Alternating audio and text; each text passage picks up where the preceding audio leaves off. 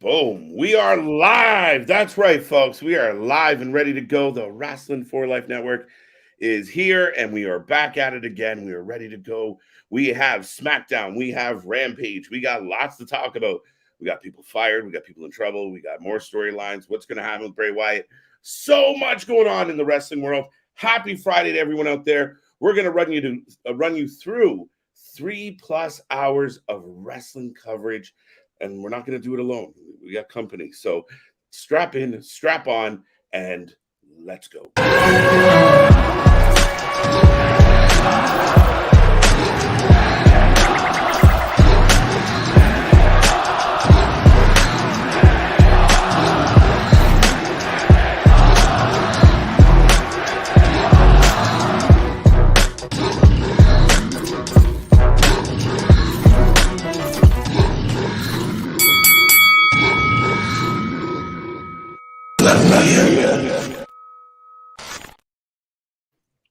Boom. Let me in. We are live. We are live. We are live, folks.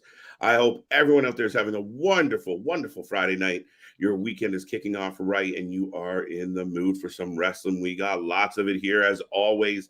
Don't forget, we're back tomorrow for Halloween Havoc and more coverage. So, folks, without further ado, I am Mr. Every Night, KJ White, the Iron Man of YouTube. And as I said before, I don't do this shit alone ever.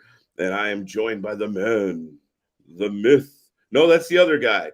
I'm the man of the hour, true sweet to be sour, the man who stomps on all his own intros, all of that. The mouth of the north, not the south, I guess. I was going to try a play on CJ, and I just bailed on it quick. So, yes, that is Big Nick, ladies and gentlemen. How are you doing, sir?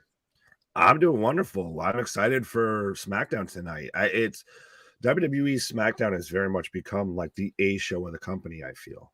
It was Raw for the longest time. Now it's SmackDown. Yeah, I felt like even pre-Triple H, I mean, I felt like SmackDown was always the more enjoyable of the two shows, more entertaining.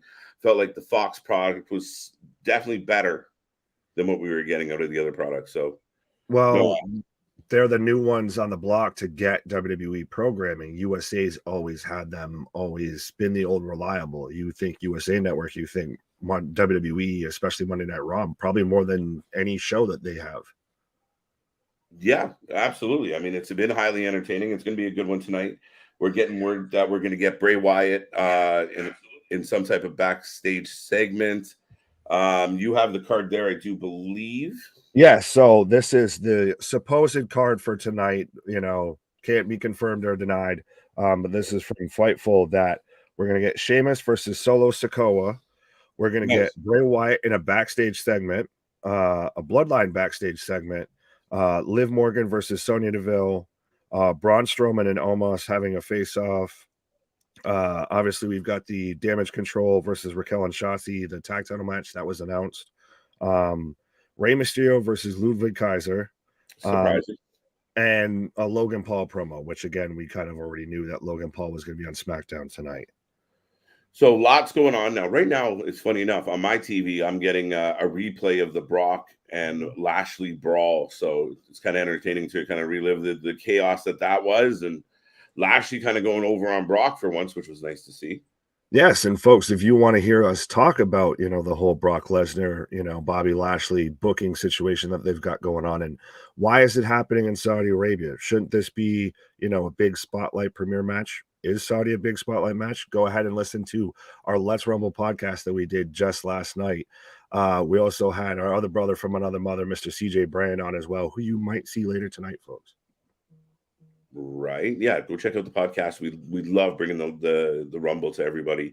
We have a lot of fun just kind of going over it, kind of stepping away from trying to cover what's live and just kind of share our 2 cents. I know you guys get our 2 cents a lot, but it's nice just to step away from the shows. And you know what? If there was a live wrestling show on Thursdays, we would definitely consider changing programming. But right now, there's not. So all the Impact fans are very mad right now with you, sir. All 5 of them. All 5 of them.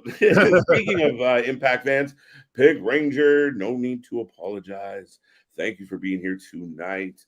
Dro, I heard that Cross vs. Drew Part 2 inside a steel cage this evening.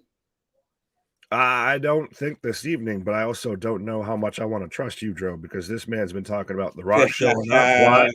Brock showing up. What?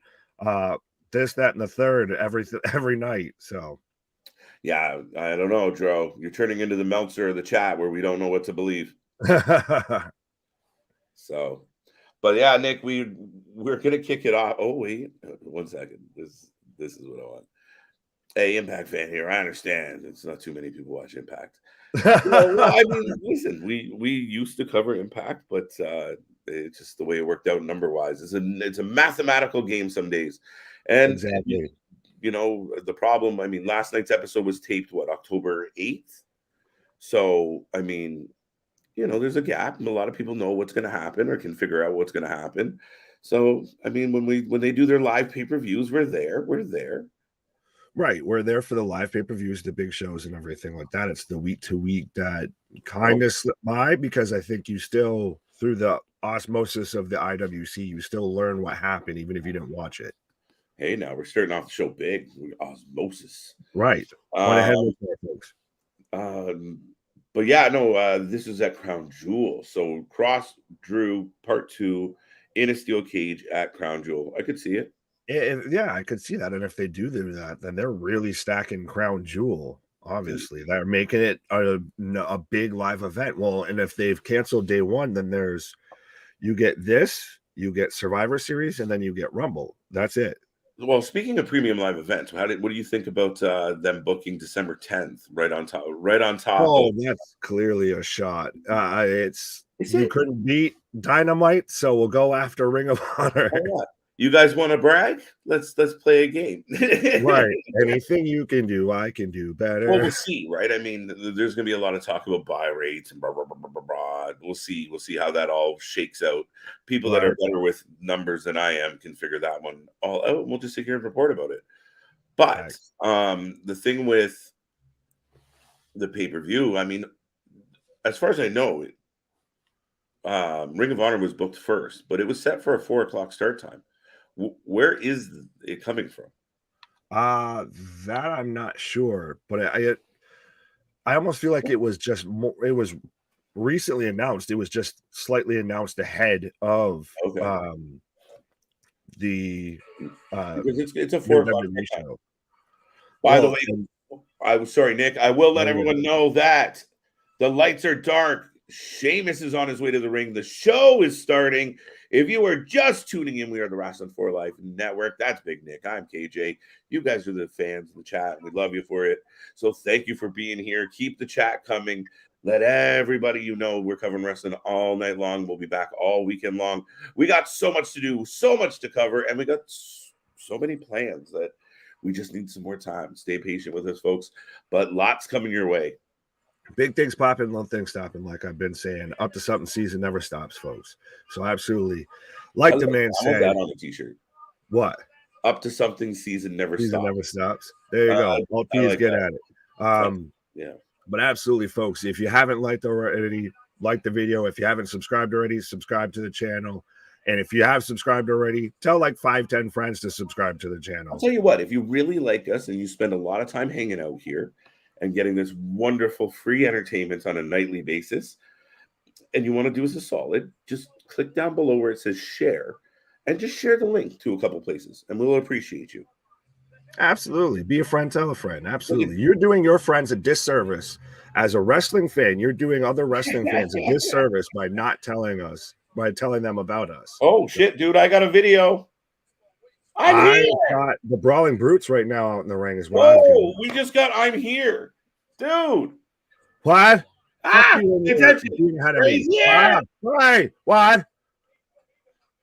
I'm here. I'm here. Yes. Bray's here. Let's go. It's going to be interesting to see. I'm getting more of the mindset that it's Bray versus himself. Samoa Joe Jr. on the way to the ring. Oh, yeah. If Samoa Joe and Taz had a child, yeah. What? I said if Samoa Joe and Taz had a child, it would be Samoa Joe and Taz.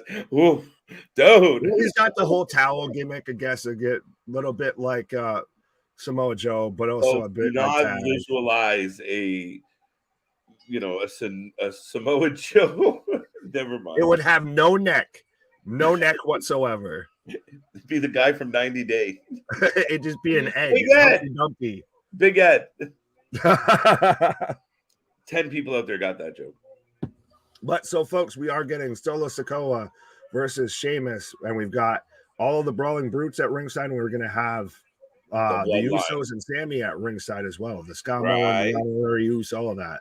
Now, so let us know you're taking for this match. Question for you, Nick. Mm-hmm. Has Sammy taken that shirt off since he was given it? Is that not the original shirt he was given day one? No, much like how Saraya, however she wants her name to be pronounced, hasn't changed her outfit since she debuted in AEW. So Sammy has not taken that man sleeps in that shirt, that man showers in that shirt. That shirt has not left that man's body. No, Jamie, what up? Sleeping in it. Yeah. Yowie wowie, Victor. Yowie wowie. You found me. Pause. I'm not wearing I don't got the Wyatt background. Right. Oh, some love. Solo. We'll get back up to a couple of the questions I skipped over. But the match has kicked off. Solo, Sheamus. Do we got a prediction? Solo. I'm going to predict that we don't get a winner. And maybe this is the beginning of building towards Survivor. It builds towards what I've been saying all this time. Yeah, I'll give you credit where I do. Yeah, I was going to say, if that happens, you know where you heard it here first, folks. Right. Yeah, you definitely called that one. As much as I feel like we've been on a pretty good run of calling shit. Yeah, no, you had that one hook, line, and sinker. I still find it like, all right, let's see how we get there and how it all pans out. But on paper, you're like, they won't do that. That's complicated. Those three teams, and by the way, for those just tuning in who haven't heard my spiel yet already, I'm talking about the Bloodline, basically Solo and the Usos, or maybe Sammy and the Usos, in War Games with the Brawling Brutes and Imperium, and just have a three-team War Games match. I'm all here for it. Right. Big clothesline, but from Sheamus on the Solo. There we go. Pink Ranger says, have you guys heard the rumor about... Yes. Saw it reported in several places. I believe Jason down below commented about it as well. A bit of a surprise. I know you sent us the link from the Wrestling Republic, our buddies over there and everything. Yeah. But that's very interesting. And CJ, because we were talking about this literally right before we went live, folks, of to where CJ even pointed out maybe that's why AEW was saying how that's why they've said that their performers can't work with GCW anymore, because they knew that this was coming down the pipeline. Right. This might be Papa Paul kind of saying, screw you, Tony. I'll show you who's got the bigger balls. Pause. Do you know what I felt? Yeah, right.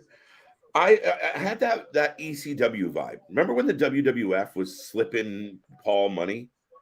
Yeah, that he still denies that he was ever on WWE's payroll. Right. But when they were backdooring him some stuff, like they did the little invasion so they could help fund, shows and everything. Yeah. They used to be, just slipping Paul some money like he was an intern. It was something strange for a little piece of change, folks. Yeah, well, that's what this kind of feels like. And I do feel like it's another one of those things of like, oh, you like sending your guys down here? How do you like it now? Right? Like, interesting if that's going to be on Peacock and everything. And especially because we talked about potentially WWE selling to like Disney or something like that. Like, you can't have GCW and Disney in the same sentence. Or the fact that Peacock, NBC is involved with potentially GCW, I think, is mind-blowing to me. I think the argument becomes because it's a buy-in service. I mean, it's no different than a rated R movie or, some documentary on some. Yeah, go tell Domino's about that. When they were trying to pull ads. They felt a little different, as you see here. They weren't really feeling the whole piece. You see what I said there was, anyone who has used the cock pause. Shit. Has dealt with the issues with Sheamus. What's up? I said Solo just punted Sheamus. Back to your point. But those who have, I'm not going to repeat what I said before because it's pause. But you get that the Peacock app, like you have issues with fast forward rewind, you get a lot of ads, all of that. I don't know who's going to want to have their ad on GCW shows with like Nick Gage You'd be and surprised. and light tubes. Yeah.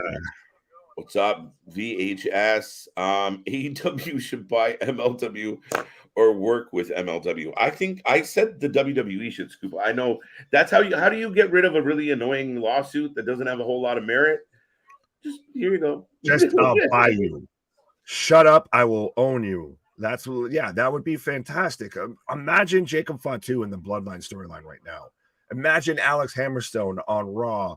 Even you put him and Cody, and it's you do the mega powers. You do like Cody as Macho and Hammerstone as Hogan. Christ. Wow. It's not impossible. I'm just surprised you had all that on like fucking lock. Like, let's go. No, I talking words happen, folks. That's funny as hell. I'm looking forward to the next Impact pay-per-view overdrive between Josh Alexander versus Frankie Kazarian. I have to admit, I'm not like, oh yay. Like I mean, it's gonna be a good match, but I'm not amped about it. I'm more excited about other things.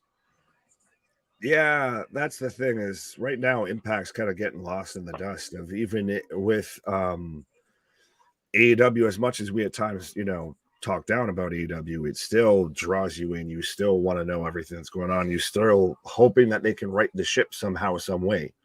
But especially if they're going to bring, I see people even talking about, like Victor mentioning about Ring of Honor and all of that. If they're going to bring back Ring of Honor and they're talking about making it a weekly show and everything, then that's going to start drawing my wrestling eye a little bit more than Impact. Oh, absolutely. Now, where do you think they're going to put it? Where do you think they're going to stick a weekly Ring of Honor show? Where Rampage is. I think we've been saying this for the longest time. Just get the fuck rid of Rampage. Get that out of here. It's become the Hook show of Hook and a couple other people like the Dark Order. Like people who seem to almost, as much as they don't say they have a roster split, there's people that specifically tend to work on Rampage. They need a secondary show that's live. I just, my honest opinion, Rampage, wherever you put Rampage, if you move it to Tuesdays, if you try and slip it into a Thursday, I know Victor and a couple other people have talked about like 6:05, like old school on a Saturday. But yeah, I think I think that's the real question here is where do you put it? Where's the most advantageous for Ring of Honor? Like you said, if you did a 1 hour show in the place of Rampage and you moved Rampage, or you say get rid of Rampage altogether? I say swap them. Rampage is WCW Thunder 2.0. Yeah, I mean it's a perfect way to put it, dude. Right. Ring of But Honor, it is interesting. I know we talked about that while we're in a commercial break, but we did talk about it's interesting how NXT is going back head to head with Ring of Honor. Well, not exactly head to head, but same night, trying to go tit for tat. Right. Yeah, I mean the head-to-head thing was interesting, and I mean I've seen a lot of people talk about this in multiple different directions, but I mean I still stand by what I said last night. Yeah, you won, but it was a bit of a lose-lose situation because you should win, and if you didn't, it looks bad on you for all the reasons. Oh well, it was a Tuesday, and it doesn't matter. You brought your A squad. That's the way it should be. Right. To me, it wasn't an impressive victory. It was. You barely beat the third show. Ooh. Have a Rampage beat SmackDown, and you'll blow my fucking mind. Like I said, man, I would listen. You make Rampage a 2-hour live show from 9 big ass clothesline from 9 to 11 on Fridays, and just do that first overlap, that first hour overlap, and just see how it does that way. You got to book Rampage a whole hell of a lot better then. You've got to make that your focus. Absolutely. That would 100% be my expectation. Now, should they maybe do something like that and make that their focus because Dynamite gets moved around, switched around and everything like that because of the NBA, the MLB, the NHL, what have you. Should they maybe change courses in that way? Yeah, they could. I mean, at the end of the day, no matter where they go on those particular channels, they're going to run into sports. Two Very count. true, very true. Sheamus gets a 2 count on Solo. I've got Sheamus going for the white noise right now.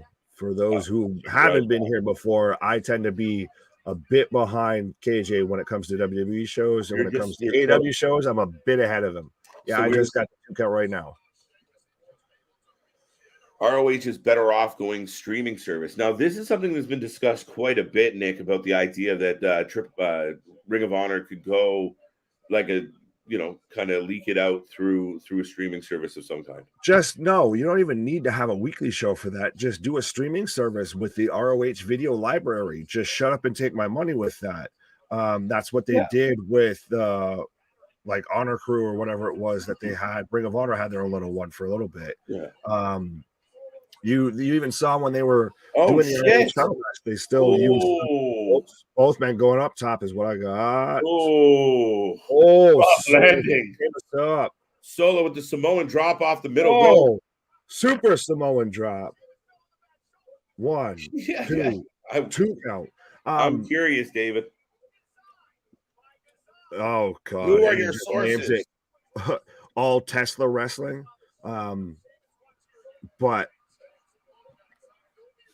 if the Ring of Honor just used that video, like all that whole video library that you have on a streaming service. We saw when they did the Ring of Honor World Title match, they still used CM Punk, Kevin Steen, Tyler Black, all with the Ring of Honor World Title. So you can still, put out those videos of WWE guys, right? But they're your Ring of Honor. You own the video library. Let's go. Thomas, good to see you. JV, Victor, Pink Ranger. What time? I think it's 5 p.m. Eastern time on Sunday. Oh, on Saturday, it's I believe it's 8 o'clock.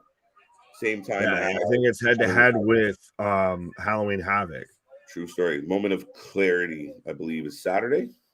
Yes, I was looking at XPW earlier, and that goes on at 10 o'clock at night. Yeah, because they gone out of the West Coast, right? So yeah, we've done that double up on a Saturday night with that XPW. That they getting off stream started on a Saturday, left on a Sunday. Fuck, the sun was coming up. The XPW. Right. I needed breakfast after that goddamn stuff. That's a true story, actually. Beats a Bowery by Sheamus on the solo, and I like that now. It's just turned to I'm gonna just beat the shit out of you. It's like really legal with the brass knucks of I didn't do this because I needed to win. I just do it because I like hurting people. I just came. Bro kick. Sammy up on the rope. Butch says enough of this shit. Super kick! Irish feet trigger. Sammy causing the distraction. Butch pulls him down. All hell's breaking loose, folks. Like JR said, good God almighty. Oh, wait. Sheamus is up top. Sheamus is down low. The tables on the Brawling Brutes right now. Sheamus up top. Yeah, here he goes. Here comes the big man. Big man's going to fly. No, Sammy's got a clothesline. There we go. Sammy with the assist.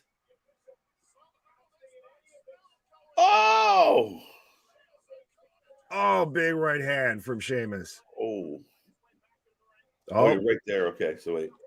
Yeah, no, you're good. Don't even worry about it. Mississippi 3. Both men now solo and big. Sheamus. There you go. We got a winner. Rock bottom. Solo wins. Solo with the W, folks. If you called it, congrats. You're off to a good start tonight. What do you guys all think of CYN Wrestling Promotion? Man, I got what is that at this point? Well, I was about to say just first, what up, David? What up, Damien? What up, Boss, Vic? JV, everybody in the channel, and everybody that's watching that's too, shy to say hi. Larry, Swami, Swanson. Right. Oh, fuck. All right. Okay, you good? Yep. Back to you, sir. CYN has to be a promotion for me to think about them. Yeah, it's a little non-existent. Now I did. Oh shit! They are laying waste. Oh my god! Oh wow! They are laying waste to Sheamus. What? Yeah. What? Oh! They had that man's arm in a steel chair on the steps and was hitting it with another steel chair. They basically did the concerto on the steps onto Sheamus's arm. Good God. Larry's impressed with the start of the show. Well, wow. It's a hell of a way to kick off the show. I'll give you that. Wow. A message from Bray Wyatt up next.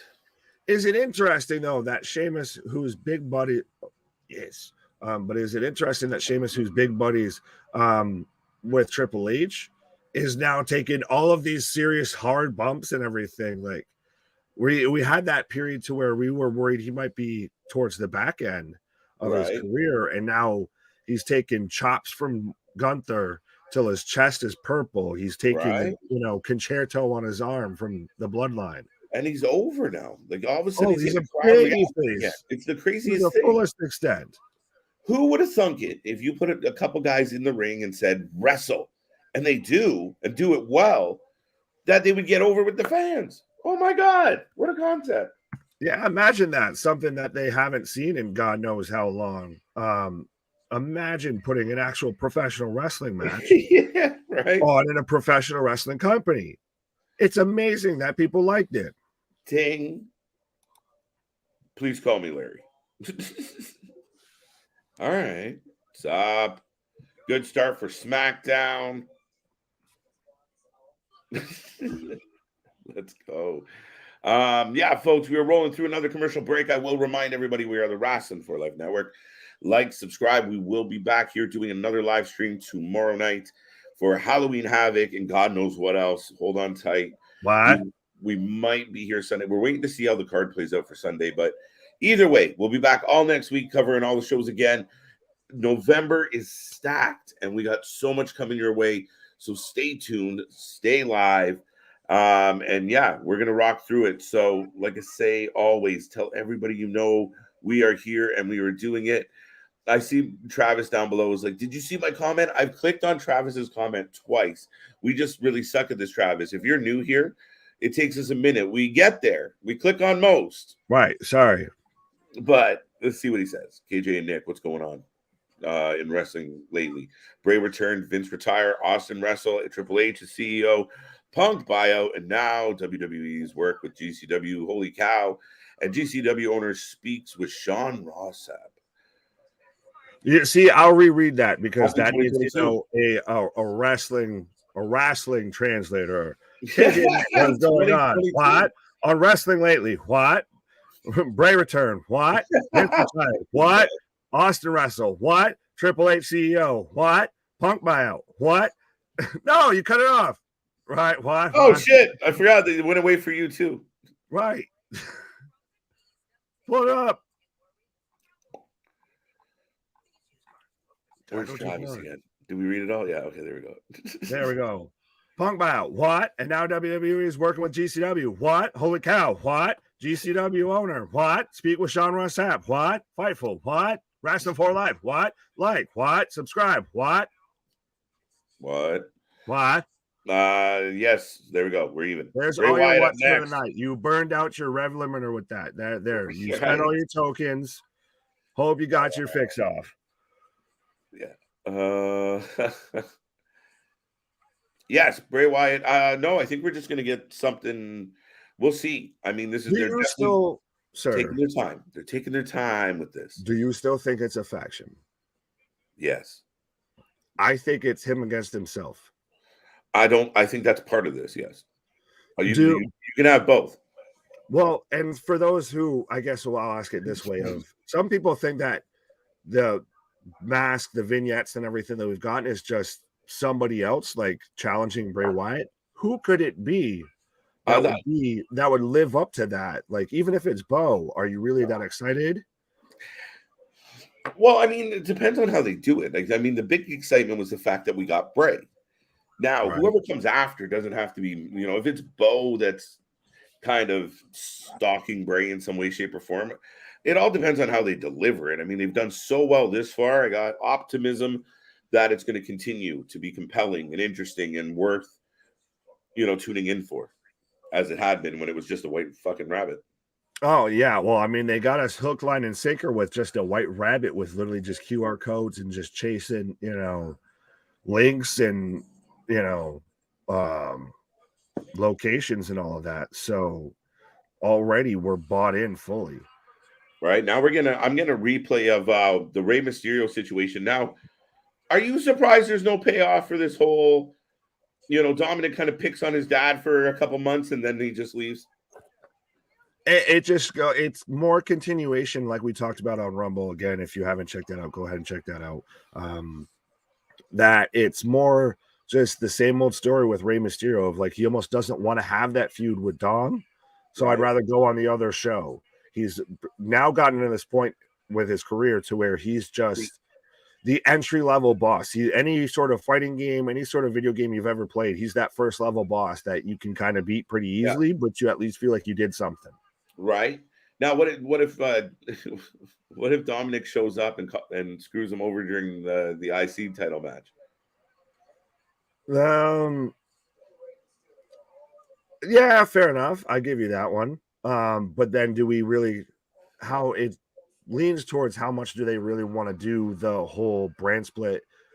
Plus, I feel like a little bit. Well, that doesn't seem Judgment to be Day's getting more involved with just the OC feud. They're moving away, weirdly enough, from the Ray feud. Sorry, you're right. Sorry, I got completely distracted by Boss Monster here. All I can say is what? What? Do you copy Stone Cold Steve Austin's own talk phrase? What? What? Well played, what? Sorry. Okay. Taking over the channel. Oh, okay. Well, I'm sorry, Victor. What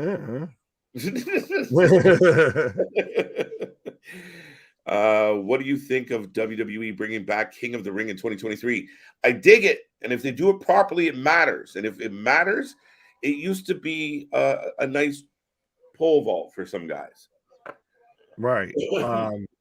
I will say that right now we do have Rey Mysterio bringing back what looks like the Mysterio, that purple look that he had in WCW, while Imperium was back there with him cutting a promo, all of that, pretty much looking like European Shield. European Shield, okay. But now I missed entirely where we started here.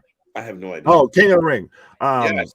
Well, I think with Triple H being a former King of the Ring winner, he's very much going to want to actually make that we got Bray. We got Bray. What? He's got more to say in this creepy piano. Sorry, folks. There's always an ominous piano.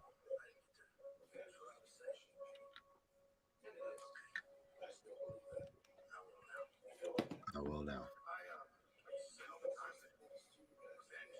Nice septum ring, by the way, Bray. So Bray wants to confess some things to us today. And the piano gets louder. This is getting that sinister tone that I like. He's starting to get a little deranged. You're right, but he's so good at his voice inflections of just he's the best on the mic. Right. Have him versus MJF in a promo off, goddamn, and have Heyman judge it. But it's such a different vibe, right? But oh yeah, it is that old Jake the Snake motif of make him lean in, make him listen. He does like what Taker could do with his character and stay in kayfabe and all of that is what Bray does on the mic. All right, something's happening. We keep getting a cutout. Now we're back in the audience. The Fireflies are up, but there's music kicking in.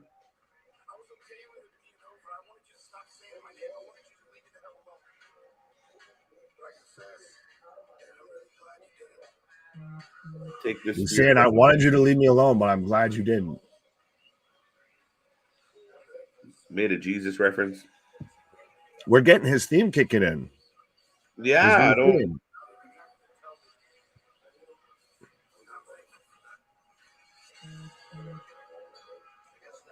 Oh, wait. Okay, so now he's talking. Did you notice that he has those images that he's shown Yes. before on Twitter on his vest? On his jacket. Yeah.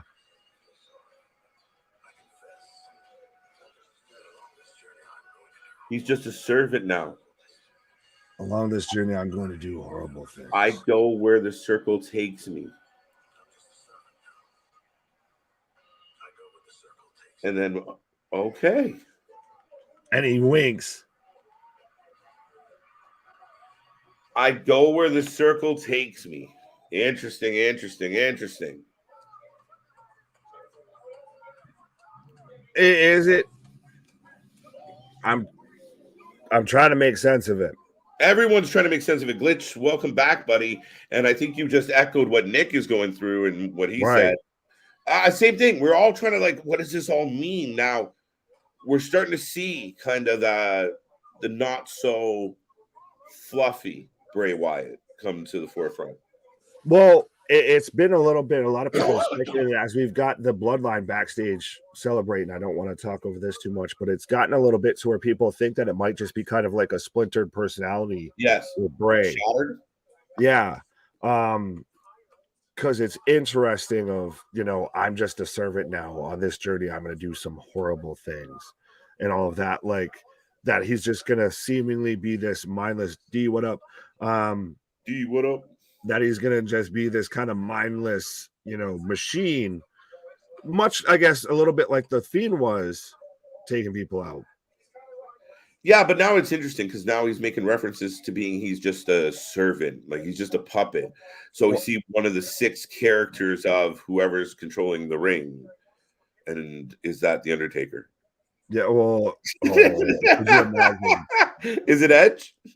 And the circle. What is the circle, folks? That's what we need to find out now. First, it was the White Rabbit. Now it's the circle. There's just so much to figure out with all this. The thing is, the second you said Taker, I instantly thought like his feud with Kane when they had the Inferno match of I will walk through the fires of hell, Kane, to end you. Like the whole Dante's Inferno references. Right.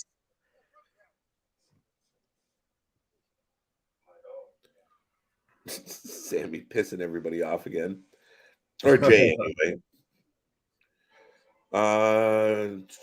What was that? We're trying to catch up. That was about the King of the Ring. Go ahead. I like it. No, it was a question. I know. I'm just saying. I like the idea of the King of the Ring coming back. That one. If they do the old tourney, Yeah, absolutely. Yeah. It'd be interesting if they did the tourney on a show versus they do it over multiple shows or multiple weeks. I like the old the pay-per-view where you saw a guy have 3 matches to win on the same pay-per-view. So that was part of the story, right? The heel take, a heel who's a buddy of the guy that could be in the finals, lays it in pretty heavy in the semifinal against the babyface. I like seeing 2 or 3, I like that progression all in one pay-per-view. Oh, absolutely. I mean, Christ. I know it's not exactly fully a King of the Ring reference, but one of the VHSs, yes, I'm that old, folks, of having a VHS that I kind of burnt out as a kid watching was King of the Ring 98, because that's where the Hell in a Cell match happened and everything. But so it's interesting that that used to be a big pay-per-view to where they would have huge matches like that. And you had kind of star-making moments like with Edge, with Ken Shamrock, like with Hunter, with Austin. I'll tell you about your Psalms and your 316s. That's right after he won that's right after he won King of the Ring. It was over Jake the Snake, who we were just talking about. See how things circle. But I completely agree. And like I said, even if it's you have a bunch of matches on the various shows to get to the final 4 even, and the semifinals and the finals are on the same show, I'm all for it. open the show with the semis, finish the show minus a main event as far as how you want to order it, but put it deep in the show where you figure out who the King of the Ring is. And as you pointed out, there's been a lot of career-making moments because of the King of the Ring. I mean, Booker T really kind of reestablished himself. I am King Yeah, but it was that really got him back on the map of where he wasn't just like the WCW guy. That's how Sharmell got a Hall of Fame induction. Someone had to say it. All right, so this is one of the hotter topics. I wonder if Bray will verse one of the characters that's in the Wyatt Six. Fight one of his own characters. Glitch, I don't know where this is going yet. It sounds like he's fighting his inner demons is kind of where we're going with this. But he said he goes where the ring goes, and he's just a servant. I really thought it was awesome. It's one of those, and I know people have even said, like what I saw JB say in the chat and everything about Dr. Jekyll, Mr. Hyde, and all of that. It's still one of those, and again, the best comparison I can still make it to is The Undertaker of every time you thought you had everything figured out, there's a little bit more and a little bit more. And that's what this whole thing of every time we think we've got it nailed down. Oh, it's a faction. Oh, see the, Rambling Rabbit's going to be so-and-so, Mercy the Buzzard is going to be so-and-so, all of that. All right, fuck it. That idea is gone. So he's going to come back as just Wyndham Rotunda, and this person's going to be, feuding with him, all of that. Fuck it. All right, that idea is out. Now it's, that he's having this split personality. And like you said, and he even said in his promo, I'm just a servant. I go where I need to go. I apologize. I'm going to do some horrible things. Like, it's... Well, it was like every time you think you've got it figured out, every time I thought I knew the questions, they changed the answers. All right, so S&M Liv is here. What? Harley Quinn Liv is out here because that's very much so. But you know what? The last couple of weeks where they said, "Okay, Liv, just go crazy," it's actually helped her get over again and get some pop back when she comes out. She's gone back to Riot Squad Liv, and now we're getting Sarah Logan, Sarah Rowe back. All we're missing is Ruby Riot. She just looks so much the Riot Squad back. She looks more comfortable right now than she did with the championship on her shoulder.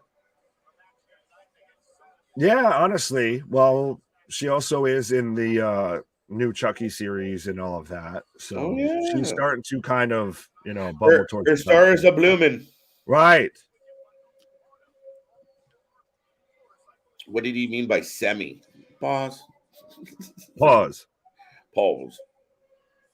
Sonya Deville with a dope entrance, by the way. I've been a big fan of S&M. Jesus. I think your picture looks like Aleister Black, Valdez. There you go. Everyone's debating on who JV is. The Bray promos are the next level QR codes.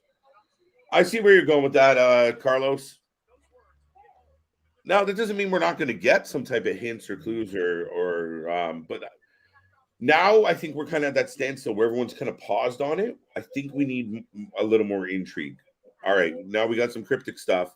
Give us a hint at what's coming. But that's the thing is every time they give us a hint, they then the next week change the hint. It's you can't ever really fully connect the dots. You think you're going one way, and you go all the way down the different rabbit hole, Alice. Oh, no, absolutely. But I just feel like there's been less of a rabbit hole now that we got them back. So, yeah, we got questions, but we're not really on the chase anymore. We're just kind of waiting to see. I think they could keep fucking with us a little more. He's got the whole right in his hand. So, folks, let us know who you have for Sonya Deville versus Liv Morgan. Oh shit! Who you got? I'm gonna go crazy Liv. She's on a heater. Well, no, I don't. I mean, I like. I might like the match for different reasons, but I'm gonna go Sonya. Yeah, I just mean based on booking, I have no choice but to pick Liv, and I think she looks amazing tonight. Oh, they both do. Yeah, no, absolutely. Not wrong at all, sir. Yes, Damien. Why? We gotta get Damien to focus on one show at a time. What? Do we focus on one show at a time? Christ, we've been on here watching 4 shows at the same time, folks, and there is no one else out there in wrestling YouTube that is going to give you that type of content. So absolutely, if you haven't already, or if you have already, be a friend, tell a friend, tell somebody that you know somebody about us, like, share, and subscribe, be a friend, tell a friend. Yeah, lost the plot toward the end. Yeah, what he said. Right, why? Why? Oh, V-trigger. Boom. Sammy. What? Wait, he said Sammy, Larry. Let it go. Got a Sammy, what? Sammy, what? Salami, what?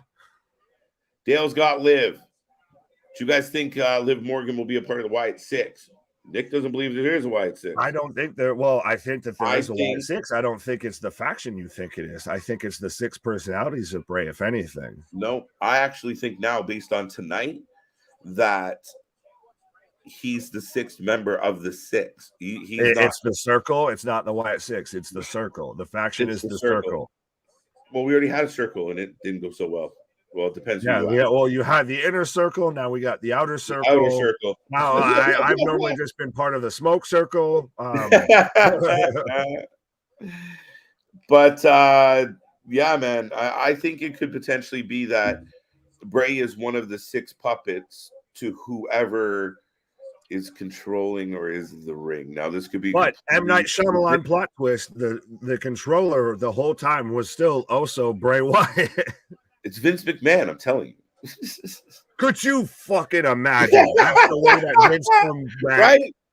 I'll have a fucking heart attack live on screen. It would be the best coup ever. Oh my God, we would lose our goddamn minds. The internet wrestling community would have a meltdown, have a nuclear meltdown. If you literally have him take off the mask and it was me, Wyatt, it was me all along. Right. Fuck the NDAs. Let's go. Oh my. That's what he'd say. Just fuck it. Yeah. Yeah. If you're just tuning in, it's really a hypothetical, but it's just to imagine, right? Like heads would explode. Oh yeah, 100%. Live for the win, Sammy. What? Yeah, I already did see what you did there. What? Liv Morgan for the win. Here comes Liv Morgan, Victor Nash. It's Liv Morgan. Nick, DX was known for that. What? Getting kids suspended because they copied their clubs? That's what the Acclaim's doing now. Yeah, I want to be the teacher that stands there and hears that for the first time. Christ, I'm a grown adult hearing that live on stream for the first time. I was like, what the fuck did they just say? Yeah, when we all started doing this YouTube thing, Scissor Me Daddy was not part of the fucking lexicon that we thought we were going to have. It had a whole different meaning behind it. But did you see the stories about how AEW and WWE were trying to work together to have Billy Gunn there for the DX? That was funny. They wanted AEW the watermark in the bottom corner. Yeah, that's funny as shit, right? Why don't you just make him wear an AEW t-shirt? Right? What? How did they go out there with a Scissor Me Daddy shirt? And I bet you would have had the crowd chanting that. I thought beforehand for sure we were going to get it anyway. Yeah, no, I agree, man. I thought we were going to get like some Scissor Me Daddy going on in the chant for it, but they moved it really quick, so it was hard for the fans. He just works in another company with office supplies. It was the best shit. That made me laugh. Chuck E. Cheese. Boss, are you into the hooch? I said Aleister Black, though. If you are, why aren't you sharing? Right? Sonya for the win was Curtis. Hey, Curtis is on my side. Tough. I know it's a little bit of a reach, but I do like Sonya, and I'm maybe or WWE pulls Ruby back after, do you really want another broken nose, Ruby? Do you want to still be on dark? At what point can you break your contract? Like you contact your lawyer and say, listen, I'm fearful for my life. and I would like to. Well, we've seen Andrade try and do that, and they literally told him, "We won't fire you, so you can do what you want." We'll He's like, just "Okay, I'll be right back." Hey, Sammy. He's like, "All right, hey Sammy, come here." It's like fucking Super Troopers of like, get out of here. Wait, the next motherfucker that says shenanigans. Hey, Farmer, what's that name of the restaurant you like with all the goofy shit on the wall? Oh, you mean shenanigans? Oh, that's literally what happened in AEW. Getting the graphic tomorrow night, Halloween Havoc. And if you want to see our predictions for Halloween Havoc, check out Let's Rumble from last night, folks. But Liv Morgan's in control. Big, sloppy looking knee. Sloppy jalopy. I'm just a white dude. I'm like, you're with a.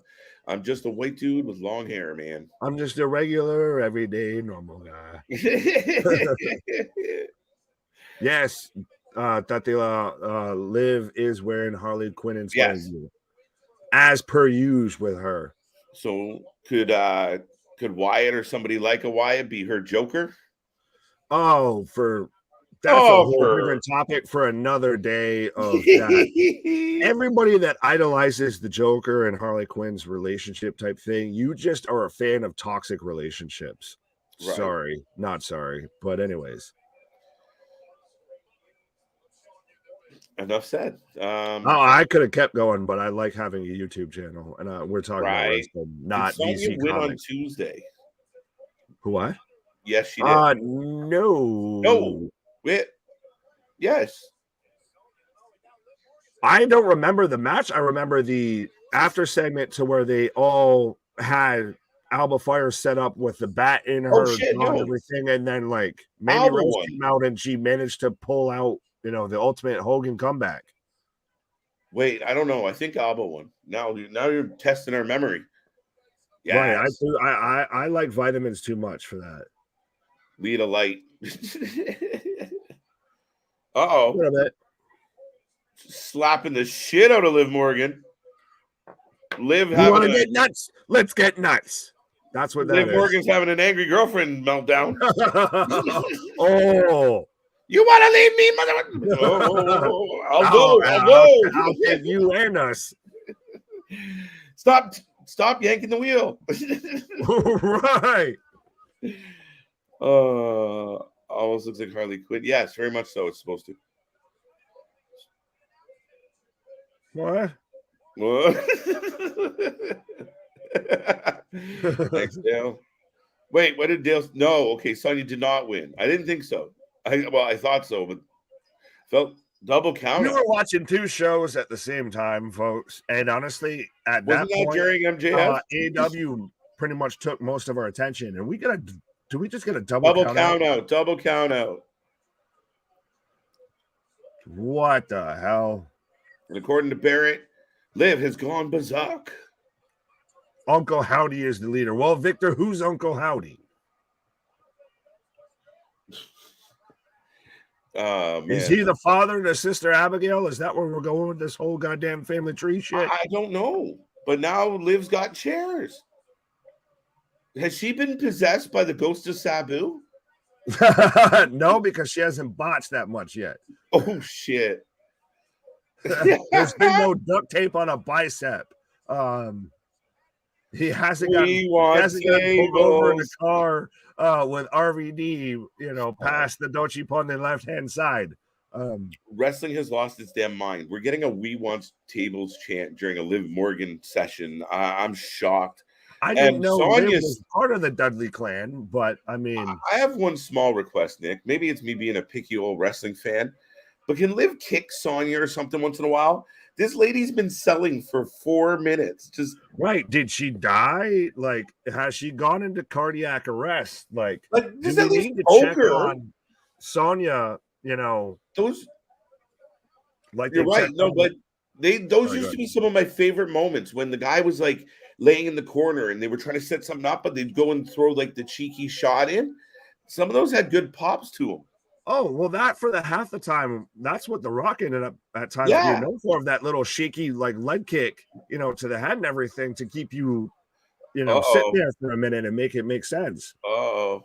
Superplex onto the chairs.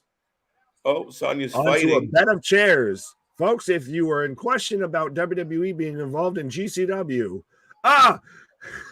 and there's a sign in the front row with a guy with a purple cowboy outfit on saying Wham Bam GCW fam. As we get Liv Morgan superplexing Sonya Deville into a bed of chairs. We're going to get Liv Morgan versus Allie Katch. Allie Katch would dust her. I didn't say who would win. I'm saying we're going to get that match, though. You watch a fucking Worlds Collide or something like that. Extreme Rules. Extreme Rules next year. Where bring your pizza cutters. Now, brought to you by Pizza Hut. What? I hope this is a new gimmick. Well, it seems like it's a thing. Now she's hugging the chairs. Now people are like, "Oh, this is a Bray Wyatt connection." No, I just think it's Liv. Oh, damn! Liv has gone crazy. Lucky chair. No, it's her going back to how she was of when you had the Riot Squad. You had Liv Morgan pretty much doing like the Harley Quinn gimmick. He's back. I'm so pumped. L.A. Knight, and they're doing it right, and they got the old '80s intro music. Absolutely. You knew once Hunter got in charge that he was going to be like, nope, this is bullshit. I like that he's kind of. Sorry, Nick. No, you're good. Go ahead. I was just going to say, I like that he's kind of like, doing the old, delete on some of the things that have happened, and, that didn't make any sense. And you know what? Some of the critics are like, well, that makes no sense. How did they get from here to here? I don't give a fuck right now. Just reset. We know it was fucked. We all want to pretend certain things didn't happen, like Max Dupuis. We'll just ignore it. It never existed. And then when he shows up, we don't need a backstory of how we all figured out, how was that his sister and not his sister. Right. I don't give a fuck. Let's just reset and move forward. Vince had senility when it came to writing the show. So why can't we have senility when it comes to watching the show? Honestly, and we just forget certain tidbits that he even forgot he fucking wrote and decided to put on his show. So we'll just keep it moving. How you doing? And go on back to the good shit. What's up from North Carolina? How you doing, Jeff? Take your shirt off, roll it around your head like a helicopter. Pablo reference. Man, so back in the day when we had our stupid little We Wanted to Be Wrestlers thing, it was actually a P.D. Pablo jam that was my entrance song. I can see you right now, just still with like that semi beard coming out, and just you whipping around the shirt and everything. Even if you're like 10 years old, you still at least had the right. It was the goatee. It was the goatee days. The goatee days, right? Which was like a mustache and chin hair. It's just a start, right? Just waiting for that hair to grow in. Come on. You just gotta wait for it to connect, and then mission accomplished. Pause. Right. Yeah, Jeff, this last rodeo that Mickie James is on, I don't think she's going to win. I think she'll go out, on her back. I think that's how this is. Be nice. You know what I meant.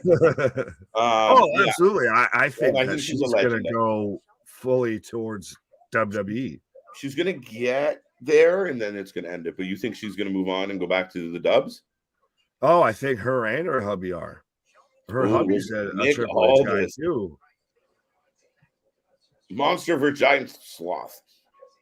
What? Is that up next? Oh, the face-to-face between, Oh, yeah. Braun, the Strowman. Take a pause. Hurry up. Yeah, fine. Fucking hell.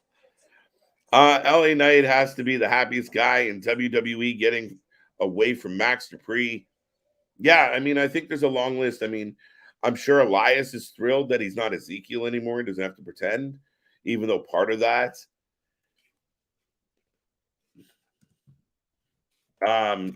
We're correcting a lot of people, and you've seen others be pulled away. Now, Baron Corbin was another one that got pulled away and kind of re-released into the wild. However, people out there can let me know what they thought about Corbin. I know my man Victor wasn't feeling the whole Corbin return and bum-ass Corbin. I don't know why he was wearing Austin Theory's gear. It didn't look right to me. I don't know how we feel about it. With that being said, and while Big Nick is on a break, I will remind you guys of a couple things. We are rolling through. We will be back here tomorrow night for Halloween Havoc, and there's a good chance, there's a maybe, we'll see, for Sunday. But we cover all your shows, all your brands. If you like wrestling, this is the place to be. We cover them all, and we cover as much as we physically possibly can. And we got more on the way. Obviously, you guys have seen some new faces on the channel. We got more plans with those new faces, more content, more opportunities, and we're grinding towards that 1K as far as a soon to be accomplished milestone. So like, subscribe, tell everyone you know, help us get to that next marker. And as we continue to climb and grow here at the Wrestling for Life Network. Real quick, I'm back from commercial and we're getting the Viking Raiders vignette. And again, we're still referencing the female that has been added to, Sarah Logan. There we go. So it looks like back in the mix. Don't forget, folks, we do have t-shirts. Yes, we have the What t-shirt. That's right, the What t-shirt in honor of our buddy Nick, the What Man himself. You have the Every Night t-shirt, the t-shirt you get to let everyone know that you're not just a sometimes type of guy, but you're a Mr. Every Night. And then you have CJ's Cut Your Shit t-shirt when you're tired of all the nonsense. Go to Alt Wrestling Tees. The link is down below for Redbubble, or you check them out on social media. Check out our shirts. Check out all their shirts, and give our friends some love out there. Also, folks, I got Braun Strowman entering the ring as we speak. So, yeah, let me know. Let me know. Let me know. Who do you got? Who do you got? Oh, no, we're getting a face-off. My bad. So I'm getting ahead of myself. I want some wrestling. Let's go. Megazord versus Voltron. There you go, Jeff. Yes. Yeah, we'd have to work something out. Hey, Big Nick, when you doing autographs, buddy? Yeah, let us know, Jeff. We'll figure that out. He probably charges a fortune, though. Braun Strowman.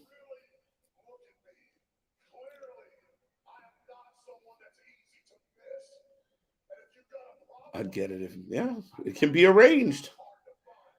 There you go. There you go. There you go. Brawny the Strowman. Yeah, Jeff, if you reach out to Alt Wrestling Tees at Gmail and let them know that Nick is going to autograph it, I'm sure we can coordinate it where he gets his hands on it before you do. Thanks. Do it. Do it, Big Nick. All right, so here comes Omos. No, here comes MVP. Dun, dun, dun. They gave FTR versus United Empire 5 stars.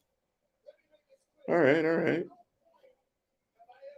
Looks like Braun Strowman is all ready and prepared to fight Omos now.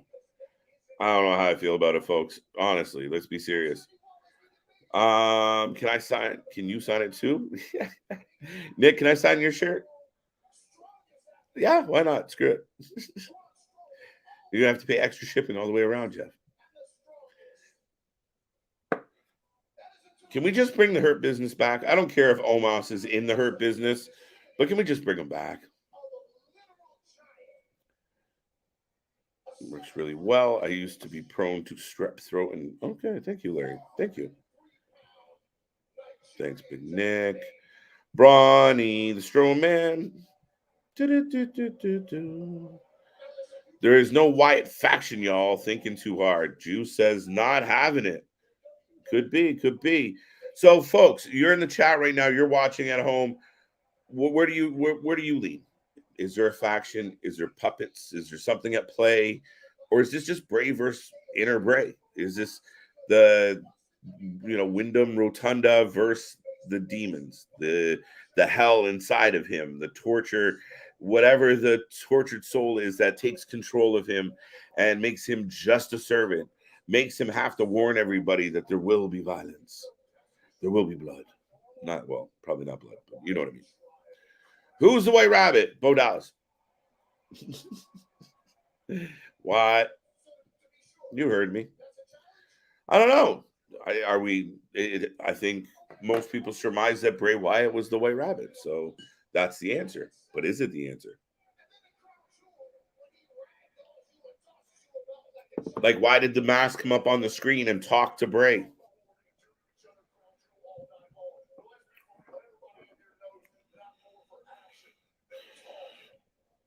That's true. All right, so MVP's in the ring. Good night, all. Good night, Jeff. Eddie Kingston versus Jay White is going to be one hell. Yeah, probably. It was Bray Wyatt. That's who. There you go. All right. Here comes Omos. So now we get a whole new entrance. Boo earns. Another big slow entrance. Braun versus Omos, the crown jewel. I don't know. How about a thumbs up or a thumbs down? How are we feeling about Braun versus Omos at crown jewel? Carlos, I completely agree with you, sir.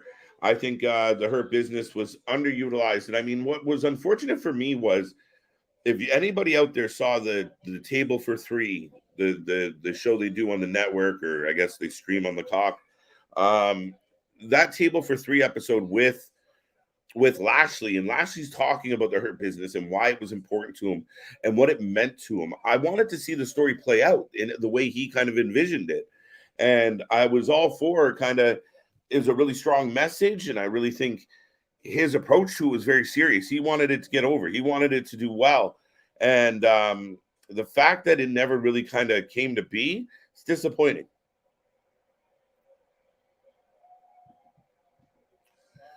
Alexander says it's mid.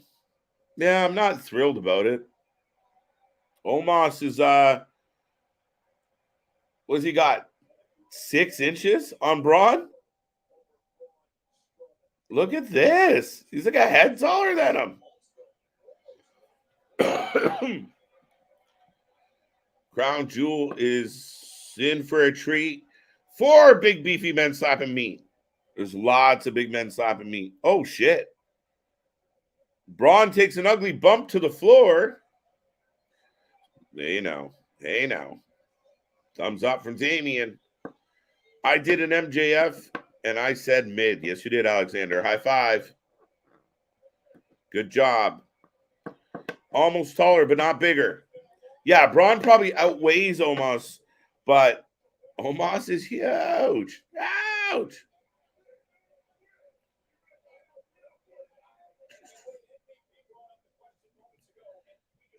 Inner Bray playing his puppets would be cool. Interesting.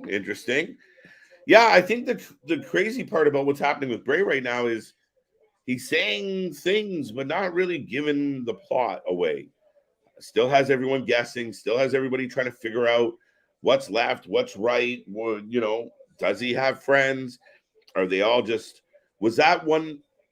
Our buddy CJ surmised that the other night during coming out of Extreme Rules, that was almost a goodbye to all of it. That was a goodbye to the puppets. It was goodbye to the fun house. That was so long. Don't worry about the past. It's over. Now, could that be the case? Absolutely. But then where are we going with this? And again, is it Bray versus the Mask Bray? Is it, how does it play out? What happens? If nothing else, it's intriguing. If nothing else, it's compelling. If nothing else, we're talking about it, and that's what we're supposed to do. Oh, Omos is definitely taller. Oh, Braun Strowman. So Drew McIntyre's here after we got a replay of the car accident.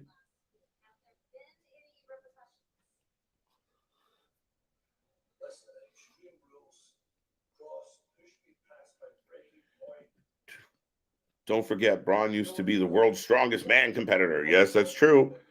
Imagine his workout. Oh, absolutely. Just walking around lifting up heavy shit. That's what they do to practice for strongman. Okay, go pick up that car. Move it over there. Go pick up that big boulder. Throw it. Almost taller than Braun. Yes, definitely taller. So McIntyre giving us a backstage promo. Now we're still getting the continuation of McIntyre and Drew. Now some of the rumors, as Damian, I believe, mentioned earlier, we might get Drew versus Karrion in a steel cage up next. Not up next tonight, but up next for them. Right? All right, we got a car pulling up. Ooh, what do we got? We got outside the arena. And Logan Paul has arrived. The entrepreneur. Logan Paul is here. We're getting Drew McIntyre. There you go. Damian called it. I did let everyone know that you brought that up, Damian. Oh. And we got Alt Control Delete, also known as Damage Control, coming to the ring. Now, here's a question for everybody out there, and I know my boy Nick, when he comes back, might have an opinion on this. How are you guys feeling about what they've done with Damage Control? Is it exciting? Do you think, they kind of running the show? Are they lacking? Is there too many L's? Bayley can't win to save her life. What do you guys think? Is this going to be dead sooner than later? Is this going to get off the ground? Is Kai and Sky getting over? I don't know. Lots of questions.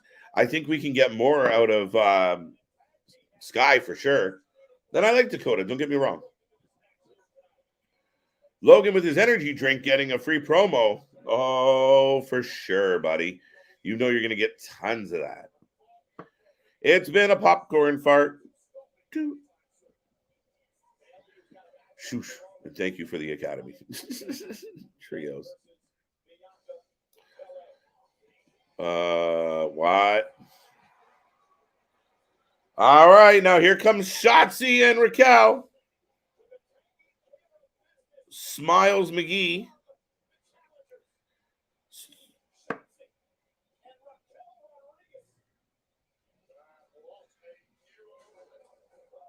All right. Oh, so the tank's shooting off pyro. I like it. I don't mind the tank. Are we happy about the tank? Some people shit on the tank. Jesus.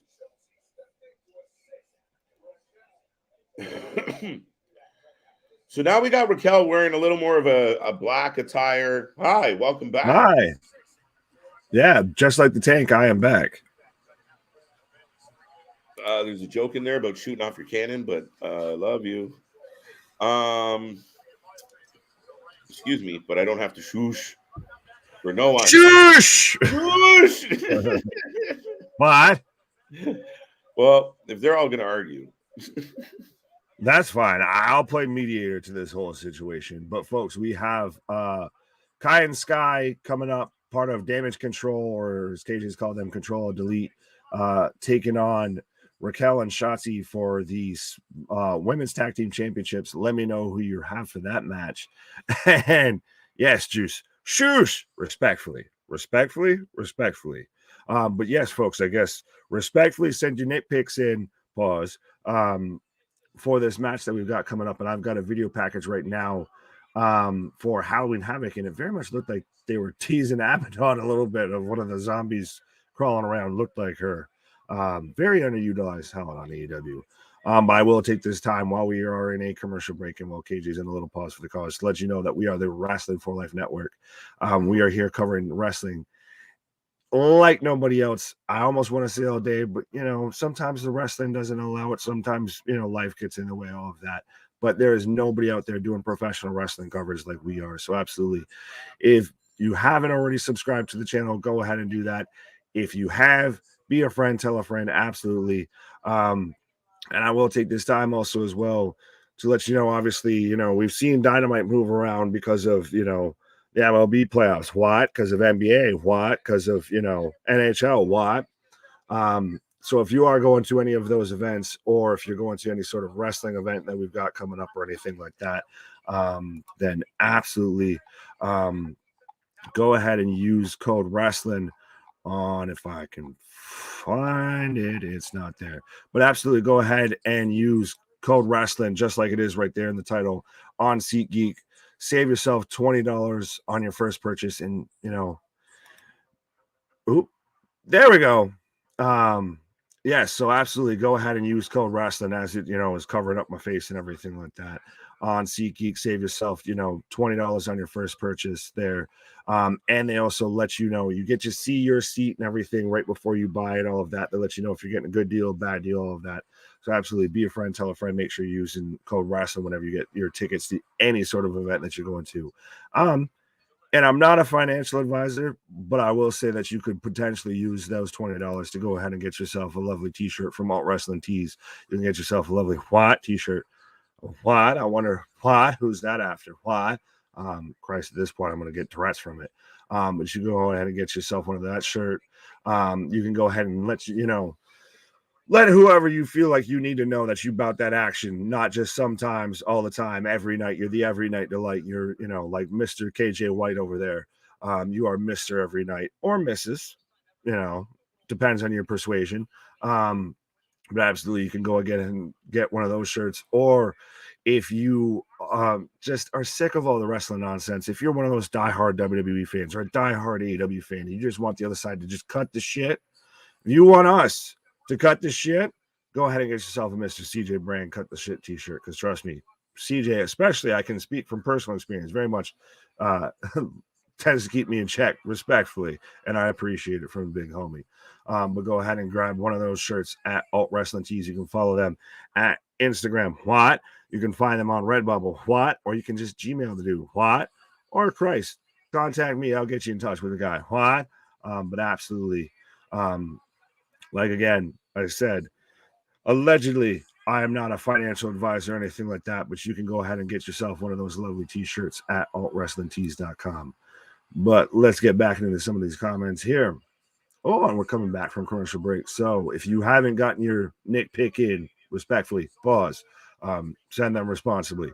Let me know who you're taking for this match, whether it's Kind Sky, Damage Control, Control, Delete. If they retain as women's champions or women's tag champions, or if we get the upset with Raquel and Shotzi, especially with Shotzi now going to be the host of Halloween Havoc, and they're really kind of, she was just in that music video of I Put a Spell on You. They're really kind of, they brought the tank back, that they're really trying to get back behind her again, and she's back as a babyface instead of a heel.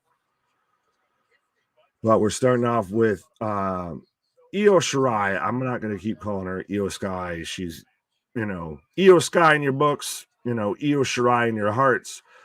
She's starting off with Raquel Rodriguez and roll up stomp already, but you can very much see the size difference. But anyways, Nick, not a financial advisor, but he plays one on TV. I guess, maybe, allegedly. I haven't stayed at a Holiday Inn. I'm not on TV. I don't tend to play one on YouTube. I tend to play a wrestling pundit, personality, what have you, on YouTube, but not exactly a financial advisor. But thank you, A-Town. For real, dude, Undertaker's last match, I couldn't see live in action crying emojis. Juice, I don't know if I'm supposed to feel sad for you or what I'm supposed to do with that. There is this thing called the network that you can go back and rewatch it if you'd like, which may also be involved now with GCW, allegedly, which would be very interesting if we're going to have Nick Gage and Roman Reigns on the same streaming platform. That's interesting to me. We're just all right, my guy, simmer down now.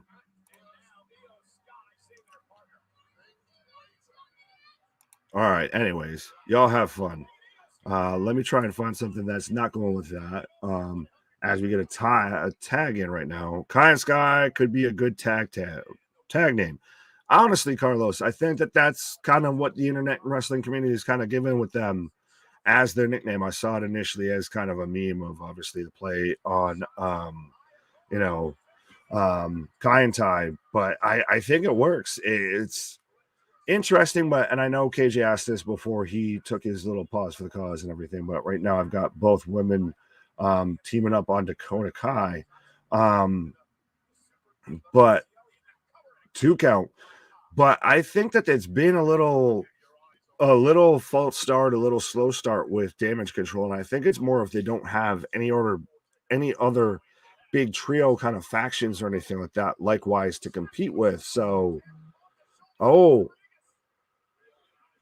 drop kick off the shoulders off the top rope for a 2 count from Shotzi onto Dakota, but they don't have anything. They don't have another group to really bounce off of, I guess. AEW has the problem of they have too many trios. WWE has too few. But again, another tag. Raquel's got Dakota in the corner. Dakota Kai in the corner. I don't like Alpha Academy, but I use the shoes. Yes, play nice, folks. Absolutely nothing but positive vibes here. We are absolutely 100% a wrestling channel for fans, by fans. And fun fact, I used to be a fan. I used to be in here in the chat bugging KJ like sometimes some of y'all do. Pause. Respectfully. Allegedly. But no, absolutely. This is all just, at times, even when we talk, this or that, or some people say, oh, you're WWE, Mark, because you're talking so much negative about AEW. No, it's just we want good wrestling. And sometimes you got to call a spade a spade. I'm afraid Io Sky might go invisible when this faction breaks up eventually. Dakota has a bright future. See, Carlos, I'm kind of the opposite with you.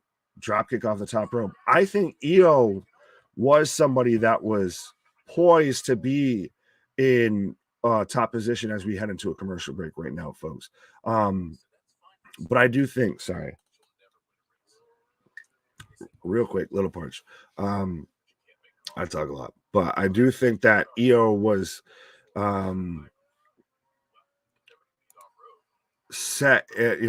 poised to be in a position to where she was going to get a push on the main roster. We kind of were wondering what she was going to do, and because they weren't pushing her forward or anything like that, they were just kind of holding steady on NXT.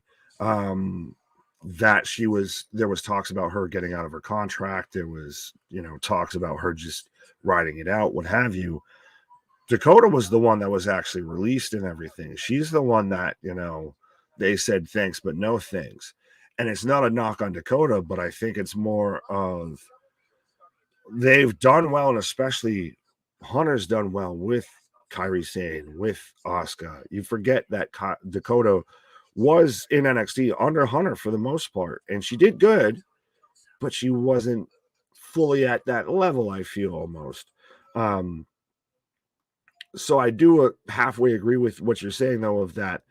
I do worry that people might disappear. Sorry, get lost in the shuffle if and when this group splits up. But I think you might have the wrong person pinned there. How long do you see Nick Gage holding the GCW World Championship? KJ Nick, he's facing Leo Rush for the GCW soon. I think he retains it at least over Leo Rush. That goes without saying, I feel. But I do also feel it's a hard one to judge because he did kind of win it on a sympathy, stipulation of, did anyone realistically believe that Nick Gage was going to retire, that he was going to call it a day, that he was done with GCW if he lost that match? No. So you pretty much knew he was going to win it, but now so what if he loses it now? Is he on that Mickey James tour to where if he loses now, he retires? Or, you really have to save that for something special, I feel, because you had it built on such a hardcore, no pun intended, a serious stipulation. Carlos, like most of the Japanese talent, they suffer from not being able to cut promos because of language barriers. Maybe WWE can give them more managers to talk them up. That would be interesting, Carlos. But it also depends a little bit on how WWE treats foreign heels, foreign gimmicks, all of that. They don't always exactly have the best track record when it comes to that. So it would be interesting to see how they handle that. Alexander, he's on a little pause for the cause right now. Like I said, we tend to play nice, so sometimes you need to go take a time out. Take a little pause for the cause, take a breather, like we do, like KJ's doing right now. But we are back from action, folks. And I've got Shotzi right now fighting off both members of Damage Control. So again, folks, if you haven't let me know who you're taking for this match, let me know now while this is still going on. But it looks like right now we've got Shotzi and Io are the legal women in this match. Hey guys, letting you know I'm not going to Halloween Havoc tomorrow. For the past 2 days, I've been sick with the flu and strep throat. But when I'm better, I will go to an NXT event and expose the show. Edward, absolutely, 100%. Appreciate that, and 100%. Hope you feel better, bud, and everything. I know me and KJ and myself recently have been at times, feeling under the weather. It's going around, it's changing the seasons. It's fall time. It's, almost knocking on the door of winter. Shouldn't have said that too loud. But yeah, it's changing the season. So I hope you feel better, my dude. But absolutely, you should all be like Edward. You should be like Victor and everybody else that's, right now commenting in the chat and everything. And be a friend, tell a friend. And absolutely spread the good word of wrestling around, to everybody that was a wrestling fan. What is a wrestling fan? What used to be a wrestling fan? What somebody trying to make a wrestling fan? What with the cover 2 count.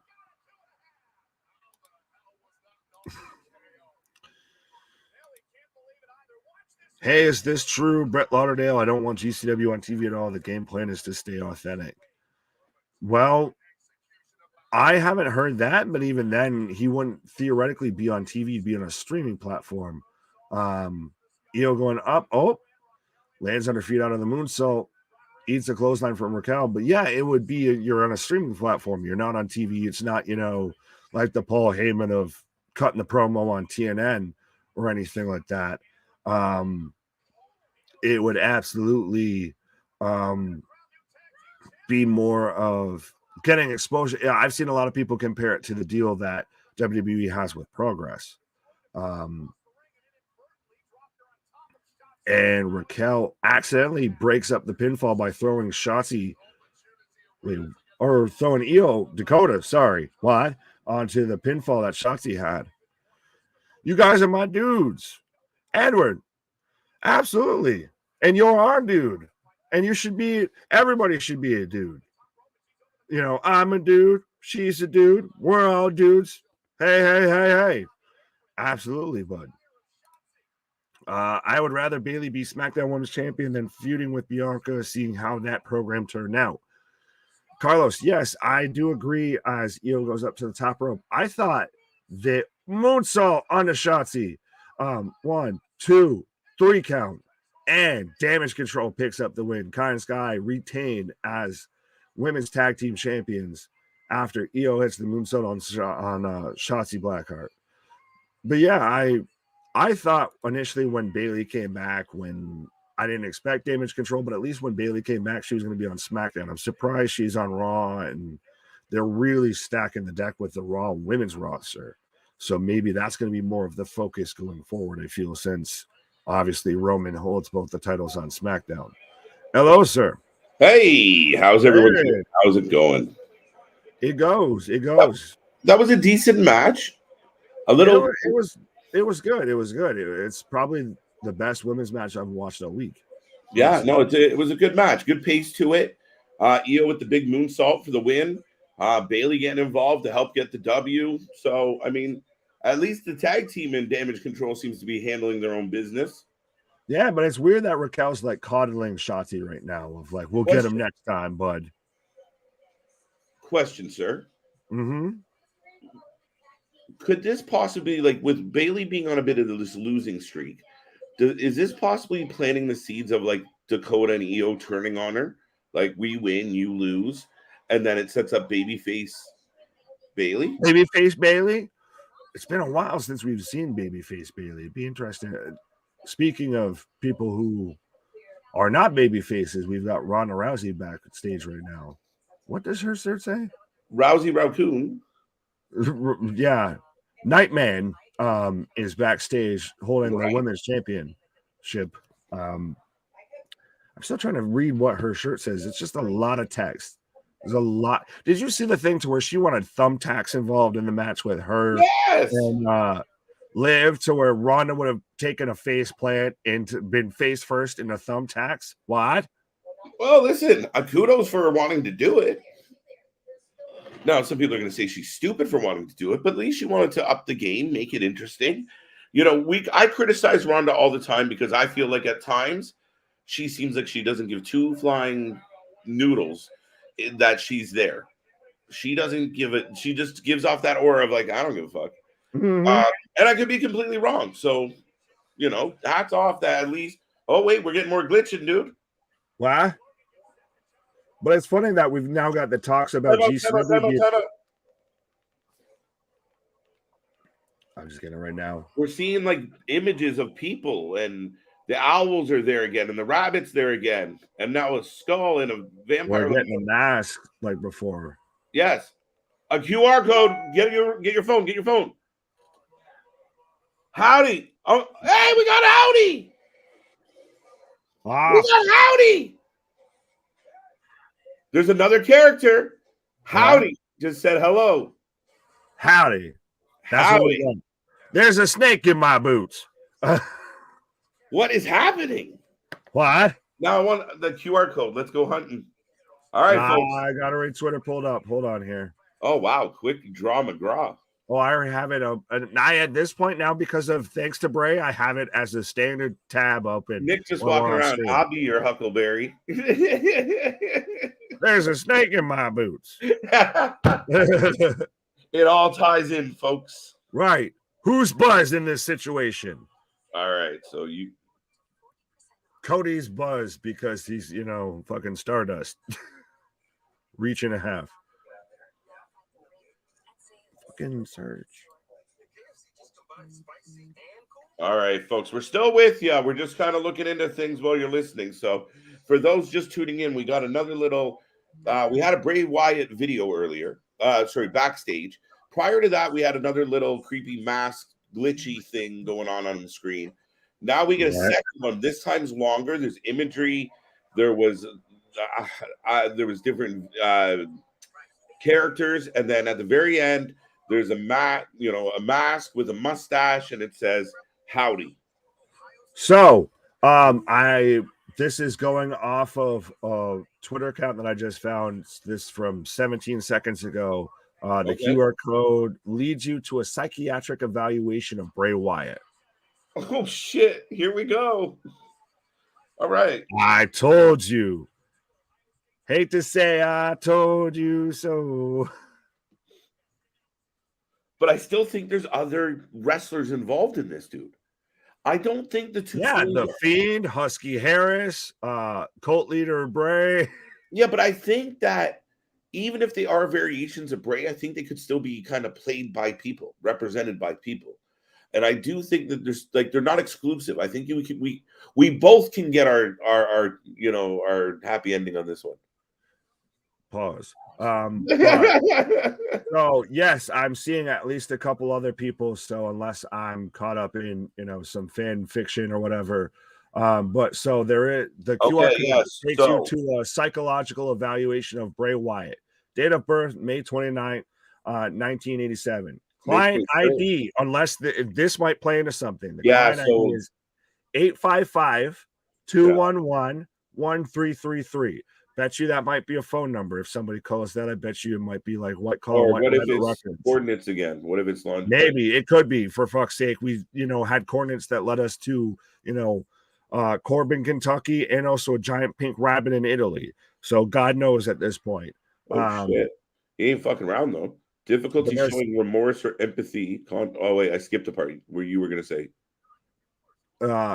Yes, no, I was just saying how a lot of stuff's blacked out. Crazy, right? Refused to sign. Psychological history, difficulty with showing remorse or empathy, / conflicts with social norms. So, again, playing into, I'm going to do very bad things. Yes. Maybe, this might fit like what you said of maybe he's the Joker to Liv's Harley, or this seems like a Joker type thing of personality type of that. And especially, the psychological report, everything. And You know, I'm going to do bad things. Now there looks to be like a hashtag or a symbol maybe under his last name where it says Wyatt. Maybe I'm just that might be a little bit of a reach, but I'm sure the internet's loose. So give them 5 minutes and they'll have it figured out. Right. We need somebody to zoom in on this shit. Under other, you also have sorry, go ahead. It looks like the Blair Witch people, like the stick people. That's what it kind of looks like in the top corner. No, it looks like the fucking Lions. But under other, we have disregarding or violating the rights of others. Right? Yeah. Right. Run. The rights of others, right? But yes, so that is where the QR code takes you for those following along. But so again, I hate to keep using the CM Punk line, but every time I think I figured out the questions, they change the answers. Dude. What? I like what they're doing with Santos and Zelina right now. It's fire. What the fuck is she wearing? I think she looked good as shit. What do you mean? What is she wearing? She looks like she's got a chest hugger on her fucking chest, literally. A golden chest hugger, that little outfit that she's wearing. If you watch the Aliens movies, that looks like a fucking... Dude, that was the last thing in the fucking world I thought you were going to say. I was so prepared to have some witty comeback, and I'm just like... When you think I'm going to move right, I move left. Just when you think you know the answer. Right, exactly. Hit Row upset. Andrade upset because Santos is doing his gimmick better than him. How mad would you? Andrade's like, now what do I do? I think they bring... Andrade's constantly just tearing up everything in his fucking living room. Like, I bet you Charlotte's just giving him a room in the house at this point of like, here's where you just go to break shit. Man, if they could bring them two back together and they act all like they're the king and queen of the company. They run things and they act like Deville, and she does more talking than him. It could work. I thought about it for after that though, and it just he might look like a lapdog though a little bit with that. That's fine. he goes to that route and then he face turns and he stands up for himself. Shit. Just when you think they're going to have a match, he beats up Ric Flair. Ric Flair, one more match. Oh, God. Oh, imagine Ric Flair in WWE right now. Oh, my God. I'm looking forward to the Nature Boy doing a tope. Suicida. We will. He's doing a tope right into a casket. It's going to be a coffin match. Wow. You set me up. But I've got Rey Mysterio coming out right now. Was that Bray? I know a couple weeks ago, Dutch and Vincent were backstage. We don't know. It's just more breadcrumbs, Pink Ranger.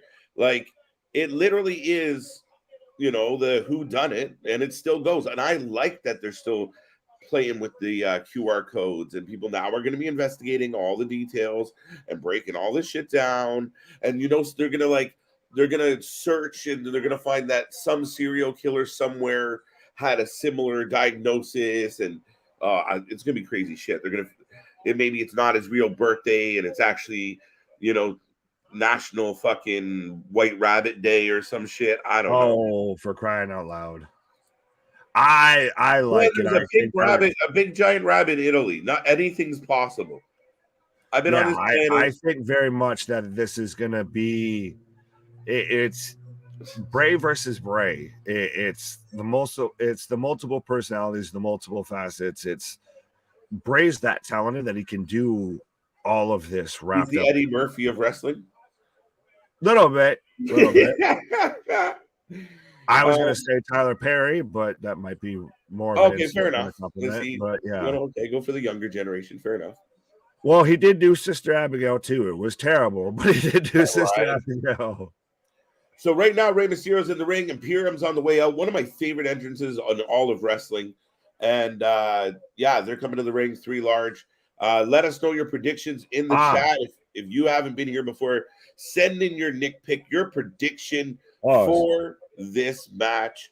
Oh, and it's just I guess I should tell you it's Kaiser, not all of Imperium. Yes. But I am seeing also, by the way, a lot of people say that the client ID is a phone number, so I'm actually going to try and call that real quick. Okay, wait. I got to turn my shit down. I want to hear this. Hold on. Pause. Watch it be right. Watch it be like, who the fuck is that? It'd be like, are you looking for a good time? Holy shit! Click. All right, we're calling the number from the Bray Wyatt psychiatric evaluation, folks. So if you got friends that are Wyatt fans, tell them to tune in right now. Hold on, I did just do it, and I don't know if you're talking or I missed something.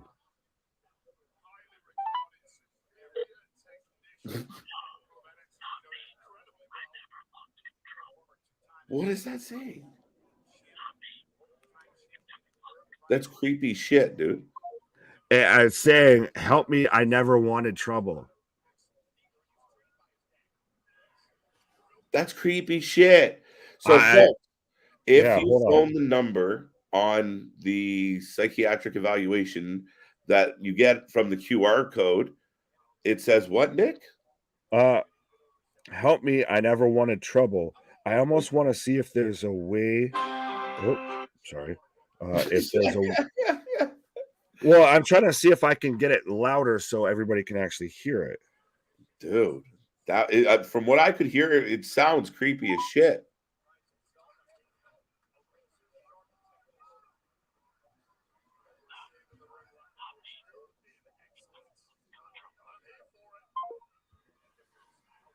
Okay. Does he repeat it twice? At all? What? It was a little. It was actually. I heard it better the first time. Okay, but yeah, it sounds like it says, "Help me, I never wanted trouble," and it sounds like it's Wyndham's voice. I wonder, like I said, if this is he's being tortured. Wyndham Rotunda is being trapped with Bray Wyatt, the Fiend, all of that. I never wanted trouble. Help me. So, but then out of nowhere we get and then Howdy shows up, which I mean, we saw the rumors about Howdy. Right. Well, we saw people speculating of it's going to be tied into, or because they also trademarked Uncle Harper, that it was going to be tied into like a Luke Harper reference or the Wyatt family, all of that. So I'm tripping out, man. KJ, Nick, remember D. Snyder's Captain Howdy? What? Yeah, Twisted Sister. I know Twisted Sister. I don't remember anything attached to Captain Howdy. No, actually. Those video packages keep getting better and better each week. Beautifully produced. This has been phenomenal, Nick. I was going to say, we're here trying to figure out all the clues. Carlos is like, well, that was great production value. I really like the edits on that. What? No, and it's been outstanding. I mean, and I think the way it's playing us like a goddamn fiddle. Well, that's it, right? And you hear the critics of wrestling, and they're constantly like, "This is stupid. This is silly." But man, at the core of all this is the ability to let go and just believe in something, And we all get the angle, we all get the work, but it's just like diving into a movie where you just let go and you go into it with everything else. And something like this, whether you like that element or not, it's compelling and it's making people watch. So give credit where credit is due. And I think this is look, we're researching it. More and more people are going to be putting more and more information out by the minute, and everyone's tuning in. Everyone's curious. Everybody wants to know. Absolutely, and obviously we all know that Wyndham Rotunda, the son of IRS, the brother of Bo Dallas. You just got to believe that we get that this isn't, him. This is the character that he's playing and everything. There is that suspension of disbelief.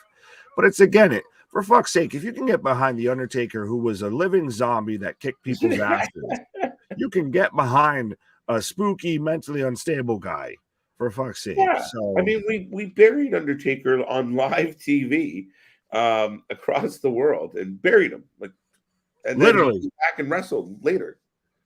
And then one of the times we killed him, he died like a soap opera character, and came back a few months later with a motorcycle and bandanas. And Well, let's not also forget, if we're following the kayfabe lineage of the Undertaker, he's a admitted murderer. To where he set the funeral home on fire, and he's got a half brother with Kane, and Paul Bearer's, just slanging out 6 foot, 7 foot giants around the globe because he's got the Undertaker and Kane. Right. Oh, but we loved it, and then what we do. I know the fans out there. What we're saying when we're repeating all this is not in disparaging mode. Like, we look at all that shit fondly, right? Like, oh, absolutely. I was the biggest Kane mark. I'm still a huge Kane fan. Yeah. He's probably my favorite wrestler, even more than the Undertaker. Even when he was talking with the stupid thing on his throat, like, well, fucking whatever. Right. I will set my hell on fire. But see, even wrestling back then didn't always, explain shit. Like, when next thing he had no mask and he wasn't burned. It was an insane moment. It was an earth-shattering moment when Kane took his mask off, when Kane had to lose the mask, right, because of Rob Van Dam. You were all wondering, of what the fuck does he look like underneath there? Literally, no one knew what he looked like. He was just ugly. Right. He was all disfigured. You were expecting fucking Jason Voorhees to come out.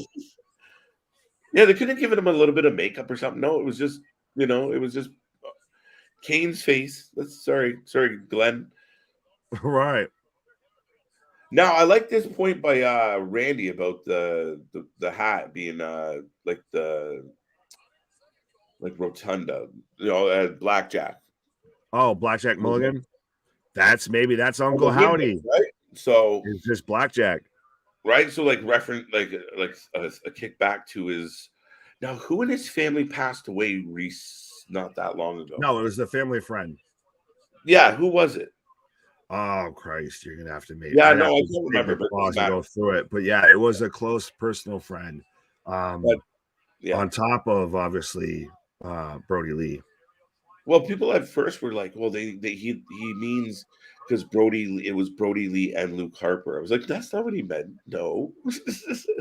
Listen, I know that he's playing a mentally unstable man, but the fucker can still figure out that's the same person. Oh my. Oh, 1, 2. Kick out. He's mentally unstable, not handicapped. It's it had a cowboy hat.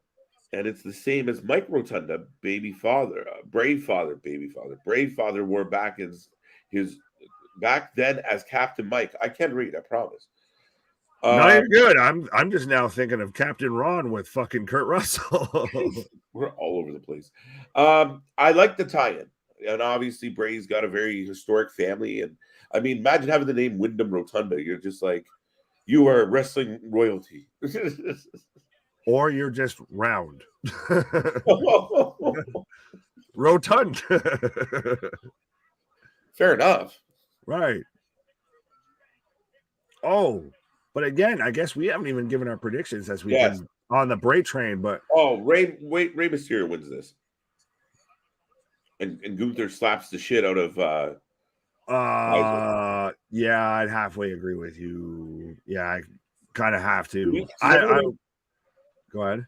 Does everyone out there remember the 3 weeks where Vince had just told Gunther to go out and slap the shit out of Kaiser every episode at every turn? Every time the camera comes on, just smack the shit out of him. Yeah, between him and Raquel, you felt like WWE needed to run an ad of if you need help, contact Hurricane Rana. You guys want? Yes, we are, Chris. Be here. Tell all your friends, be here. It's a Saturday night. Saturday nights are always a trip around here. See, here's the simplest answer to this question, Chris, and to anyone else that wants to ask about any other show or anything like that. Is it pro wrestling? What? Yes? Then we'll be here covering it.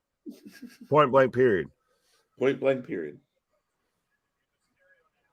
KJ and Nick. You see what Triple H was talking about when he interviewed about Bray. His mind is unbelievably crazy with the theory. I see where you're going with that, Jeff, and I mean it's slightly askewed, but you know what he was saying. That sometimes Bray's mind is bigger than what he can. It's almost almost too genius at times. It's hard, so it's tricky. You know what I mean? But I do like that they've already signed somebody that's a long-term head of creative and everything. Yep, absolutely. That they're now taking a focus Oh, on that. wait. Ray threw the chair at Gunther. Gunther swatted the chair. Now, Nick, correct me if I'm wrong. I feel like the chair hit Gunther's hand, went straight to the floor, and Ray sold it as if it hit him. If I'm wrong, I just saw it last second, but No, you're good. I'm out. I was actually looking away at the quick second there. But oh, I wouldn't be surprised. He faked it. Ali catching action on GCW. Oh, so he's doing the Eddie Guerrero of you smack the chair and then fall back like you got hit. Yeah, I looked over and it looked like the chair bounced off the ground, but I just saw it last second. I was like, wait a minute. Ray pulled an Eddie. There you go. Oh, Kaiser gets the knees up. 1, 2. Big kick out. Yeah, Ray's definitely getting the W now. If you had any doubt. Yeah, at this point. Oh, wait. Ali catches it. We might have to tune in on Sunday. All right. We'll think about it. All you have to say with this man is Ali catch or Taya Valkyrie, and he'd be like, I might tune in. Speaking of Taya, what about Lyra? Lyra Valkyrie or Valkyrie. I don't know if it's the same pronunciation, but I very much feel like they're lining up of like, yeah, the creepy old fuck's gone, so come back. 2, 3. And Rey Mysterio's on a winning streak.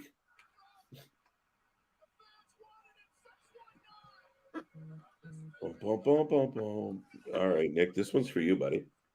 Oh, and it would be a long one. Get out your reading spectacles.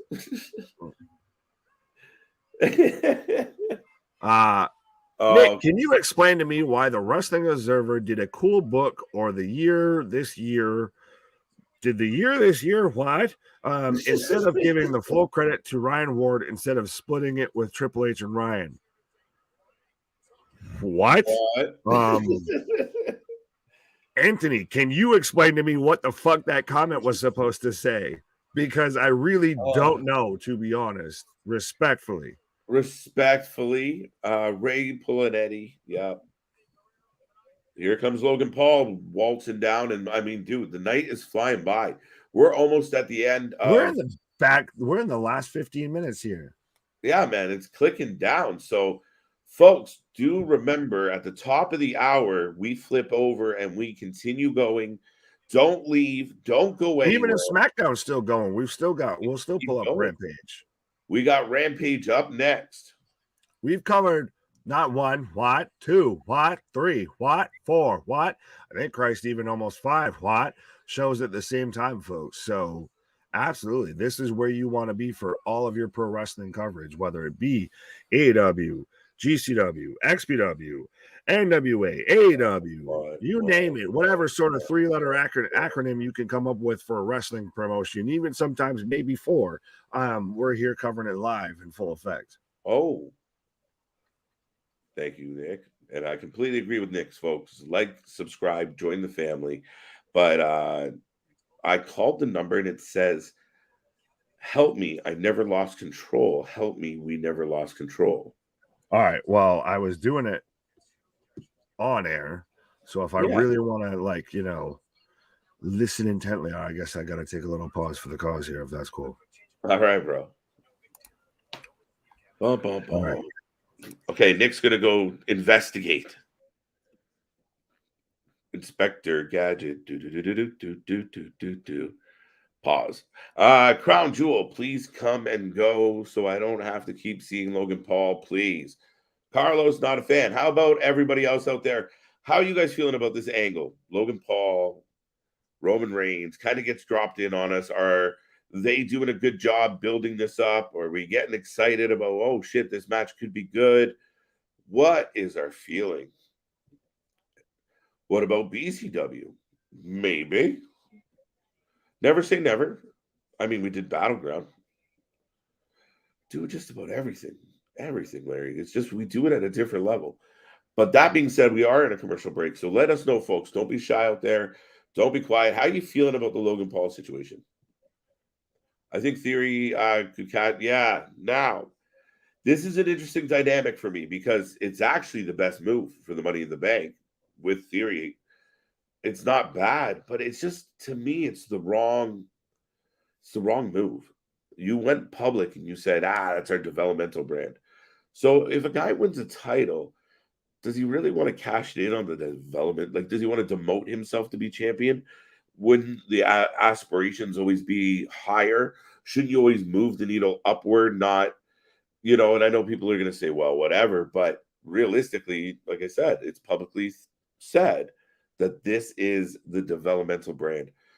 So if Theory isn't in a position where he can use that Money in the Bank and use it successfully, or use it and not win it, but they don't want him to waste it, I guess, I do see why the angle works.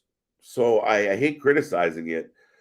I just don't know about when you go cash in on the lower brand. It's a tough sell for me.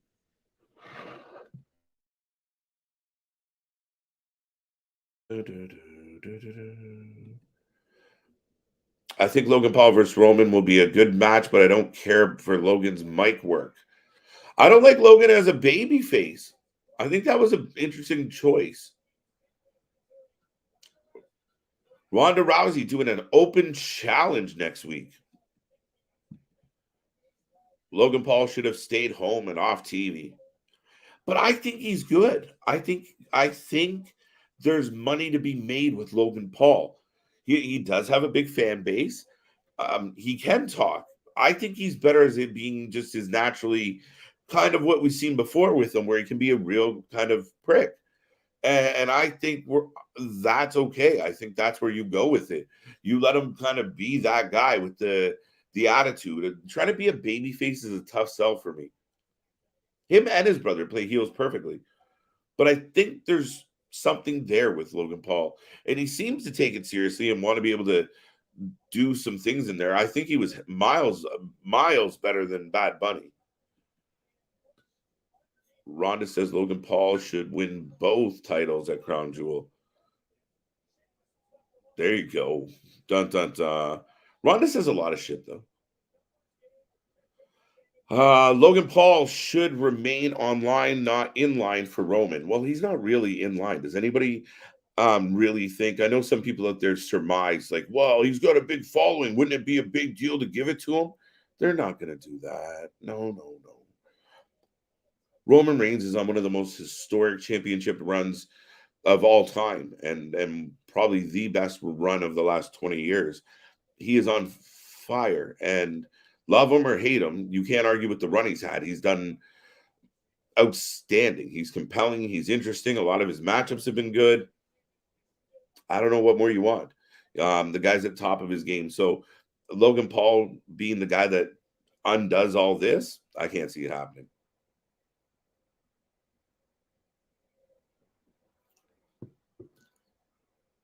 All right, here comes Logan Paul. All right, we'll see what he has to say here, folks. So this is how we're ending off SmackDown by the looks of it. So Logan Paul is here. We know the Bloodline is in the house. We'll see where this goes. Can confirm. It does at one point say we never lost control. Internet sleuths helped me. Okay. If Logan wins, like Larry said, it's Dave Arquette in WWE. I like to think it's just like a notch higher, but in the same ballpark. You're not far off, but it's not happening. But David Arquette, like nobody said that was happening. One of the dumbest decisions in wrestling history. Who is we in Bray message? Well, that's the thing. We're trying to figure out, is he just being we, talking about his multiple personalities? Is he saying we as him and friends? Is he saying we as in him and the fans? We don't know. It's one big giant riddle on top of riddle on top of riddle on top of riddle. And I don't mean Matt, bro. All right, Logan's talking, and I don't exactly love it. Remember, folks, we are jumping to Rampage immediately after SmackDown. We got one more hour of wrestling coverage to go. Don't go anywhere. Thank you for being here tonight. Hope your Friday is wonderful, and whatever you got to do to put a smile on your face, I hope you're doing it right now.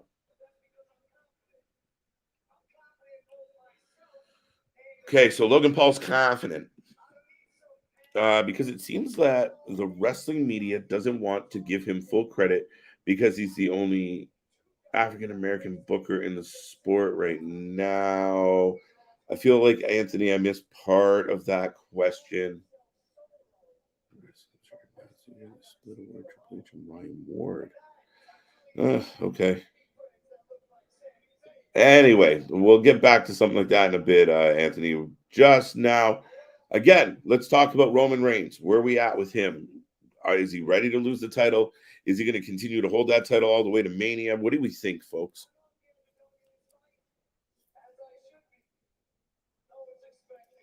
Okay, this is flat. It's a little flat. It's a little flat. Dun, dun, dun. TV volume stays down until someone comes down. All right. Because it seems like most wrestling media mainly covers WWE and AEW. Some covers smaller promotions, but not near the degree of the big shows. I mean, and that makes sense as far as the distribution of coverage, just because you're playing to the audience, right? What? Oh, wait, the fans are cheering. The fans are standing. We got company. Jay says, hello, Logan.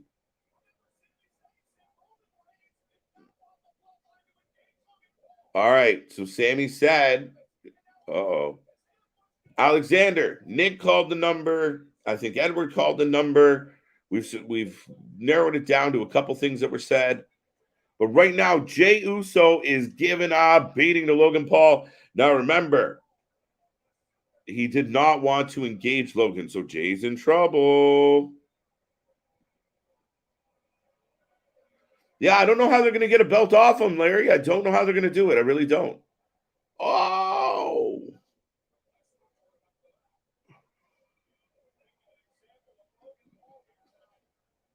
Some fans seem pretty happy about this turn of events. Think Night 1 Mania, Cody versus Roman. Yeah, see, we've talked about this. I don't know how I feel about it. Sammy on the apron giving Jay shit now. Jay attacked Logan Paul. That he did. Logan's best promo was the Crown Jewel conference. All others after that have been flat. He just doesn't. He has to force it when he's babyface. I think if he was playing heel and he could just naturally kind of have that chip on his shoulder, and I'm not saying he's a bad guy for it. I'm simply saying it's just he's got to. Oh wait, shit! Logan knocked out Jey Uso. Logan knocked out Jey Uso. One punch and down, folks.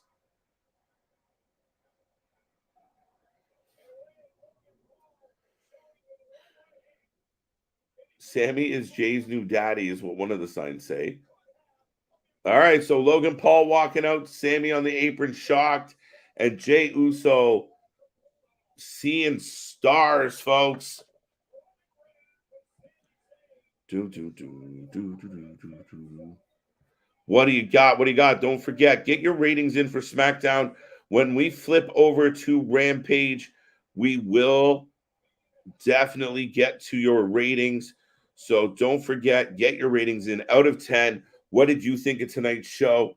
Now, Roman's going to be upset, I believe, but so is Jay. Jay is going to blame Sammy for getting knocked out, but Roman's going to give him shit because he wasn't supposed to be there in the first place. And now Logan Paul's standing over Jey Uso after landing a huge right. And that's how we're going off the air tonight, folks. Said 2 weeks from tomorrow. Lots of wrestling coming up, folks. Crown Jewel in 2 weeks. For the undisputed WWE Universal. It's a lot. All right, folks. With that being said, we got 1 hour left. We're going to roll into Rampage. Don't go anywhere. Hang tight. We're about to flip things over real quick.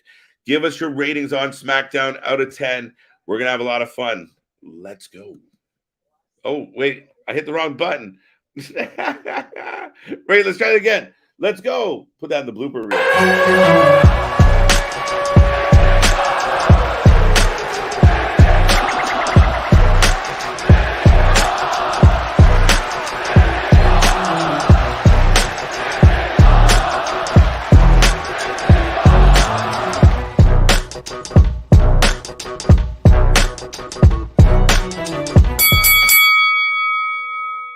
Ding, ding. We are live. We are ready to go. Where are you? I wasn't expecting that to have it. You already all set up and everything. Jesus. Let's go. Slack it. No. Welcome back, folks. We are still live. We're still going. And as always, on Doubleheader Friday, we got part 2 of the show. We will be bringing up AEW Rampage. And I hope everyone out there is having a wonderful Friday night. I hope you're doing well. I hope you're having a great time. Nick, SmackDown came to an end. It was all right. And yeah, it was all right. It was all right.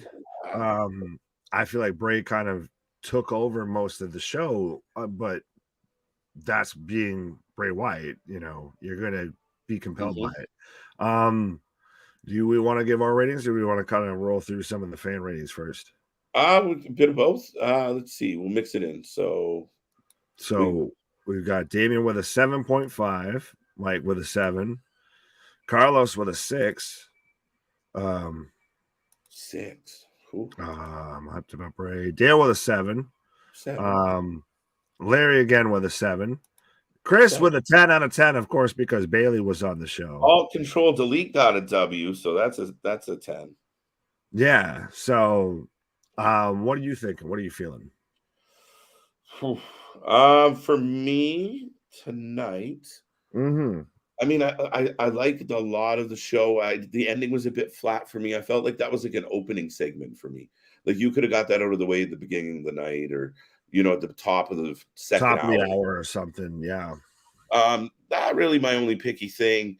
I thought the women's tag match was decent. At least Damage Control gets a win. They need it. 6.5. Okay, so I right about there. I was gonna go 7 because, like I said, of overall it was a good show. You got a lot of breadcrumbs with Bray, and it wasn't anything we were expecting. It went in a whole different direction that we didn't anticipate. And that obviously kind of compelled a lot of it. That took over a lot of the show. But I think that they do that almost anticipating that, hey, you're going to be half paying attention to what's in the ring and what's going on Twitter. Well, I think not always the best booking, but I get it. No, but I think it's this remarkable thing that, you're always trying to accomplish, no matter what your product is, you're always 7 from Thomas as well. Right. Like, I mean, the goal of any brand is trying to catch people's attention long enough. And I think that's what the best part of this is, Nick, is that you literally have everyone's attention, even between shows. In the downtime, in a world where you're completely pumped full of, fucking entertainment at every fucking turn and things to keep your fucking self amused, you keep it relevant all week long. Right. It's at times it's hard to host this show and everything when the second break comes on and you get any sort of tease because it's all right, fine. I just want to focus on this. Y'all gonna need to take a little break while I try and figure this out.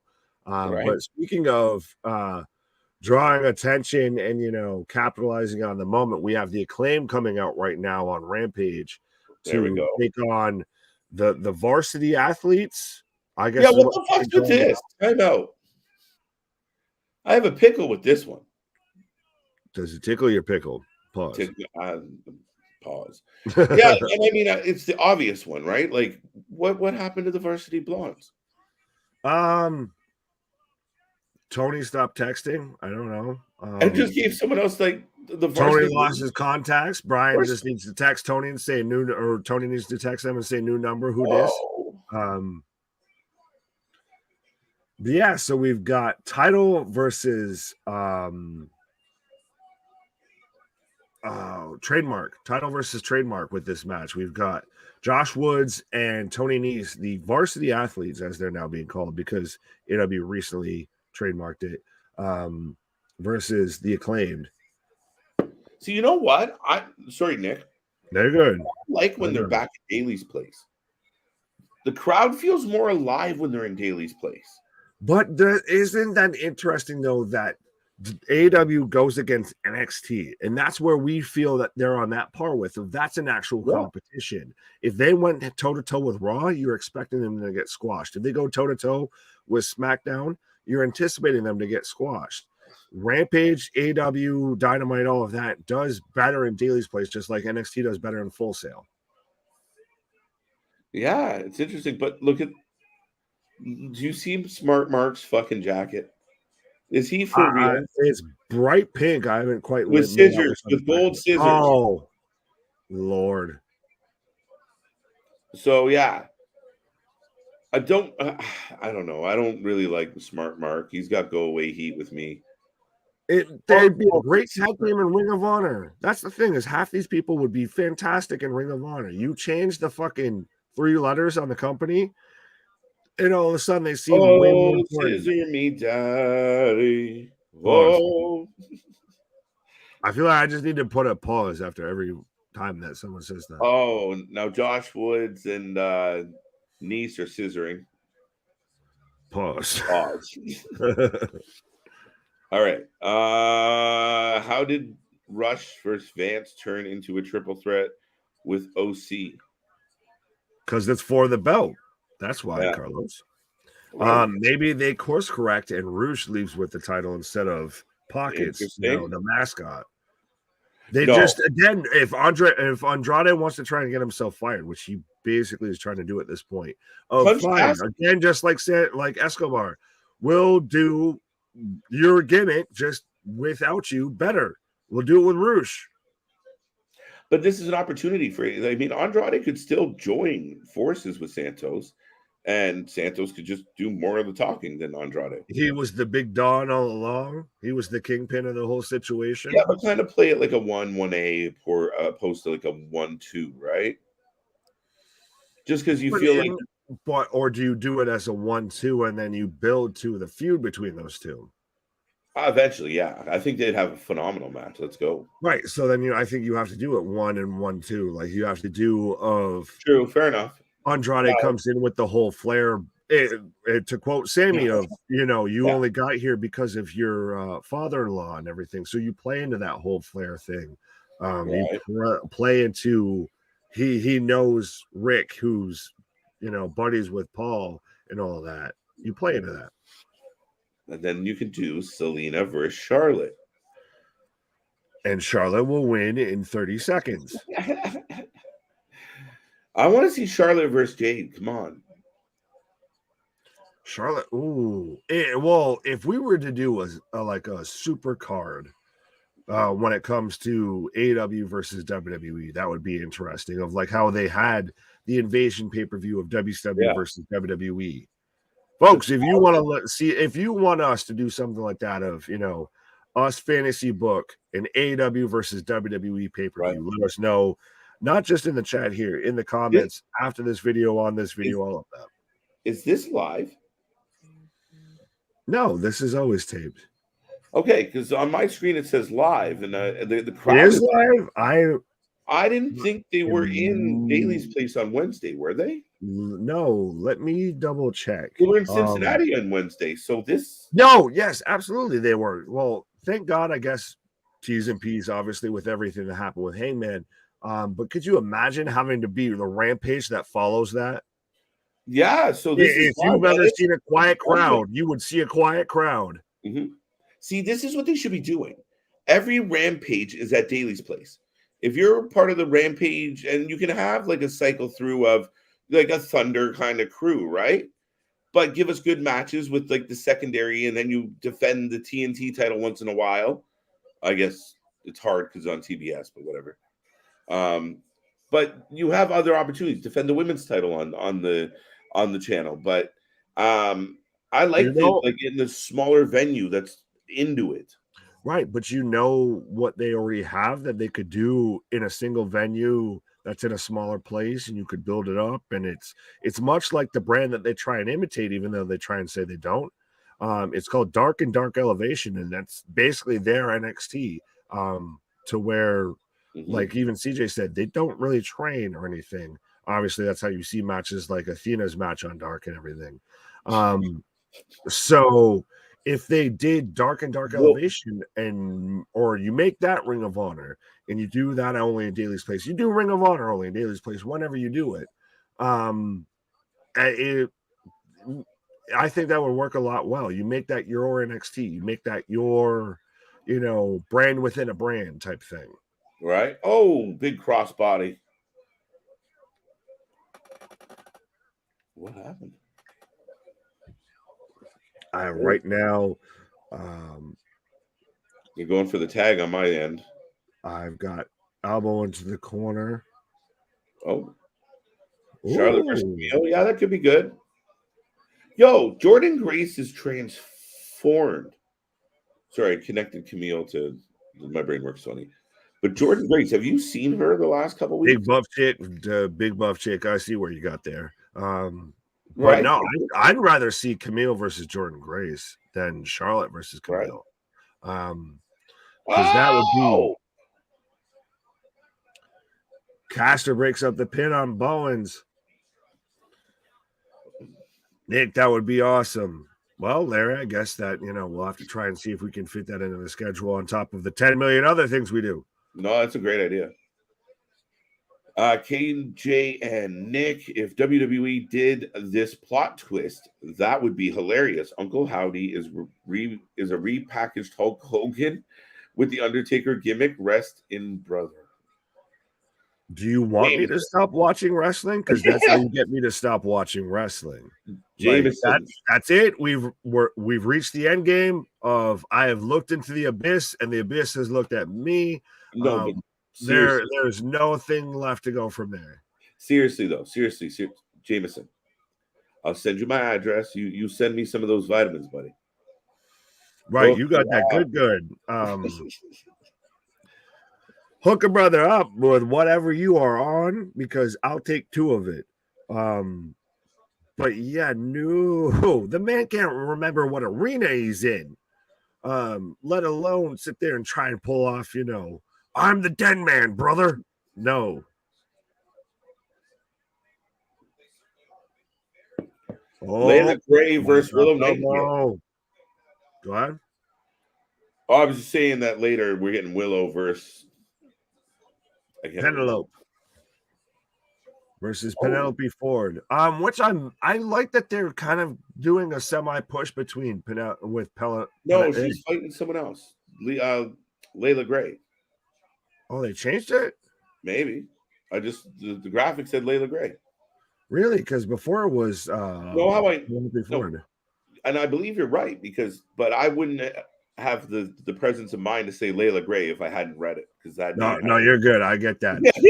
But Kip Sabian and Penelope Ford. I was struggling to call her Penelope Ford instead of Penelope. There's another couple. Send them to ROH. Let them. Oh, absolutely. That's what I was about to say. If they would work perfect in ROH. Yeah. And right now we're getting the what's up on Smart Mark after the Acclaim pick up the 1, 2, 3 after the mic drop elbow. Big elbow drop. I dig it.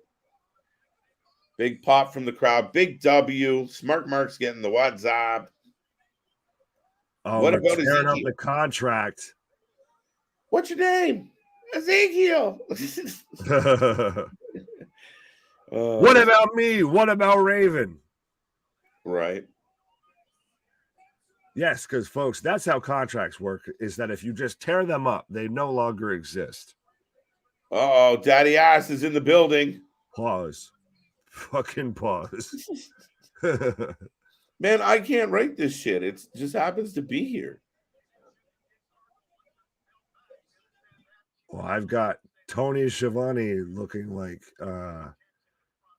everybody's questionable uncle. Did you interviewing Jade Cargill? There is more scissors on wrestling apparel since Brutus the Barber Beefcake. Right. All of a sudden. Brutus is a man out of time. Right now, he would be the most They over got to man bring in him out for professional like a wrestling. surprise pop one night. He would be the AEW world fucking champion right now, just giving people haircuts. No, but the music hits and he comes out with the shears and everyone, the ultimate scissor guy. The scissor OG. He's the special guest ref for like FTR versus the Acclaimed. Right? Well, folks, that's not good on live TV, buddy. Who's what? It's a very thin line when you start pretending that your belt's your something else. Careful, big guy. Elias says WWE champion would definitely make me stop watching. Depends how we get there. Very true. And I believe that more than I would Hulk Hogan being, involved in the Wyatt 6. I'll put it that way. Right. Jade's on screen. Looking like $1 million. That was my point earlier. They changed the card. Oh, there you go. Sorry, Carlos. We didn't listen. Because everything I had seen was Roosh versus Vance versus OC. I hadn't seen Roosh versus Vance as a singles match. So what was it? Yeah. I'm trying to think. What was it originally? Listen, if you're a diehard and you're remembering Rampage cards and everything way in advance, props to you, because I cover this shit live and can't do that shit. So props to you. What about Bob? What about me? Why? How long do you see the hook match going, KJ and Nick versus Ari Daivari? 3 minutes? Oh, I was gonna. It's Ari Daivari, but on one hand, I almost want to say, like, don't blink. No. Well, shit, he was dusting everybody. He's gonna struggle with Ari Daivari? Get the fuck out of here. Well, and even then, still, but that's the thing, is 3 minutes is still a squash match in this day and age in professional wrestling. But it really could be just he literally locks on, the Taz mission, got the Hajime, and chokes out Daivari in 30 seconds. Yeah, no, it could definitely go that way. Beefcake, baby. Who's he referring to? All right, you're right. Is that Adam Cole when he comes back after his delay and everything? He's just the beefcake, baby. But no, it's funny that you mentioned 3 minutes, and now I see it with everybody saying 3 minutes in the chat. All I can think of is 3 minute warning with Rose and Jamal. Did you say 3 minutes? 3 minutes? I love that shit. The wedding still popped me. Eric Bischoff just Did you say 3 minutes? Oh, shit. Right. The birth of Umaga. I'm glad people pick up what I put down sometimes. Right. The only Rampage I remember is Danielson versus Suzuki, because that match was a classic. It was a good match. Yes, I almost feel Kingston versus Suzuki was a better match. If we're going through Suzuki matches, I know I may be wrong in saying that was on a Rampage, but I'd be remiss to say if that doesn't seem like the show that Eddie Kingston always gets booked on, unfortunately. Right. Yeah, I hear you. I just think the live shows have such a better vibe to it. You got a fresh crowd. And again, you do it in a smaller venue. You don't try and do one of your bigger shows with Rampage, and you got enough money to make people move where you need them to do. If you need to do some carryover stuff, but you can do things. You want a storyline to carry from Wednesday to Wednesday. You do some pre-tapes. You throw them up on Friday to remind people what's coming next week. It's something that's highly doable, and I think it gives you a better product on a Friday night. Yeah, it almost sounds like you're talking about a Ring of Honor show, or NXT, and I hate that I feel like I almost spoke this into existence, but right now I've got the Lucha Bros backstage with Eddie and Ortiz, so it looks like we're setting up that as a tag match. And again, I feel bad that I'm a big Eddie Kingston fan, but I feel like he's been so underutilized and so wasted. He is so missed the boat with him. He is an overcooked steak, my friend. Like right now, listen, I was right with you, man. I was like tagging this guy and stuff. Like, well, if Eddie would just answer me. I'm such a big fan of the guy. Dear Eddie, I wrote you, but you still ain't called. Right? Yeah. Dear Eddie, where are you? But he's cooled off, and then I think there's been injury involved. Man, again, it's just if you're as a creative as you say you are, if you're a booker of the year, you should be able to step back and go, "Oh, that's the story." That you kind of visualize the story and you see it play out, and it kind of wrote itself. And no, and that's the problem. Again, it's a problem with Jericho and being so. It's the Jericho show right now. It's fucked. Oh, absolutely. And well, still, imagine if you had Eddie Kingston and Hook involved together or anything like that. But again, back to Eddie Kingston real quick. If he was your homegrown, your home built, Daniel Bryan Yes Movement storyline that you had with the Player Tribune piece. And go ahead. Oh, sorry, my bad. Very good. Oh, Pac showed up there for a second.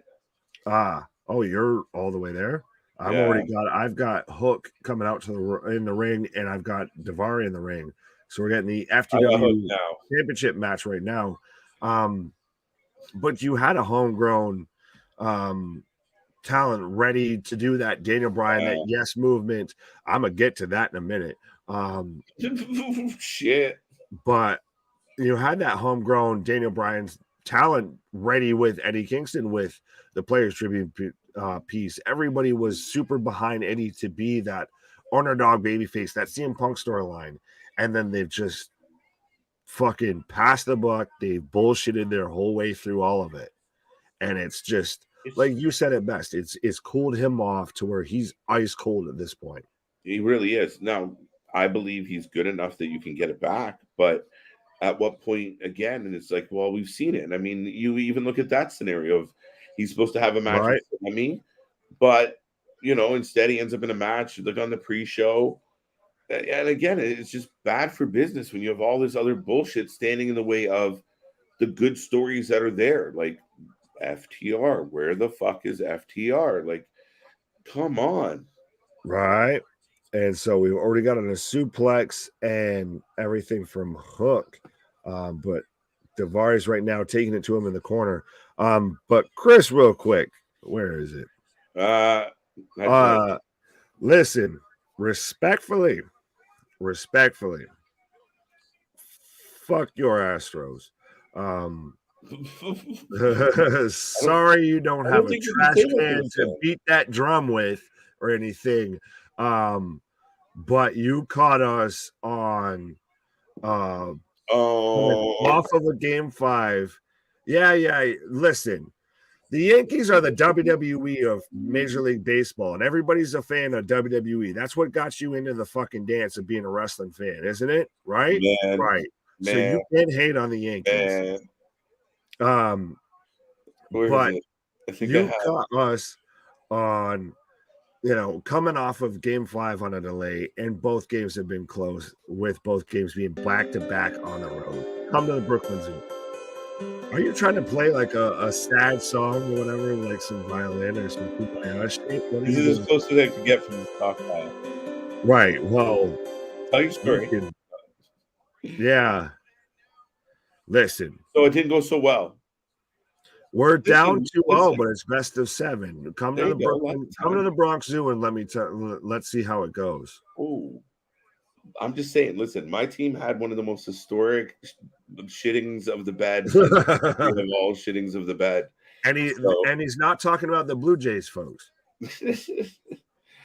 I am, sadly. Oh, you missed my joke there, then. Leafs, baby. Yeah, no, we got to turn that up. It's not good, bro. Listen, let's not start going state by state, country by country for sports, because I feel like New York might win out a little bit. Just saying. There's a history. Right. Empire State, much like the Roman Empire, folks. Direct deposit. What? Sorry, did you get the video ready? I've got Taz Mission right now locked in. Tap out. And wow. Did someone set their stopwatch for that? Because I didn't. It felt like it might have been like 3 minutes. yeah, I feel like it was a bit long, but it close. It was. They might have got a hiccup. They might have got towards 4. Who's the butler? Oh, that Alfred? super kick sucked. What? That Daivari super kick was awful. Daylight. Oh, even the butler goes out. Wait, yeah. Yeah, who's the freaking butler? Yeah, I don't. This one's for you, Nick. Well, first I want to respond to Tony Schiavone saying, anyone else want to go night-night? No, Tony. No, don't do it. No, wrong choice of wording, sir. But anyways, what was this? Nick, I'm a Yankee fan, but they are sounding like little bitches after game 2. Stop complaining and let's win these games. Carlos, saying that you're a Yankees fan when you're using the name of a Blue Jays great. Right. Legend in the chat, folks. Right. But it's not sounding like little bitches or anything like that. It's literally, we had 2 games back to back in Houston after a game 5, like that was on a rain delay. And it's one of those, like I said, it's again of the Yankees are the WWE of Major League Baseball. If everybody's gonna, boo-hoo, the Yankees lost. It's the same thing when something goes wrong with WWE. But guess what? They will brought you to the dance. You might as well at least give them a dance. Well, Hook won. Right. Oh, we're back in the stairwell. What the fuck is with the stairwell? Because they're in Daly's place. They have nowhere else to shoot.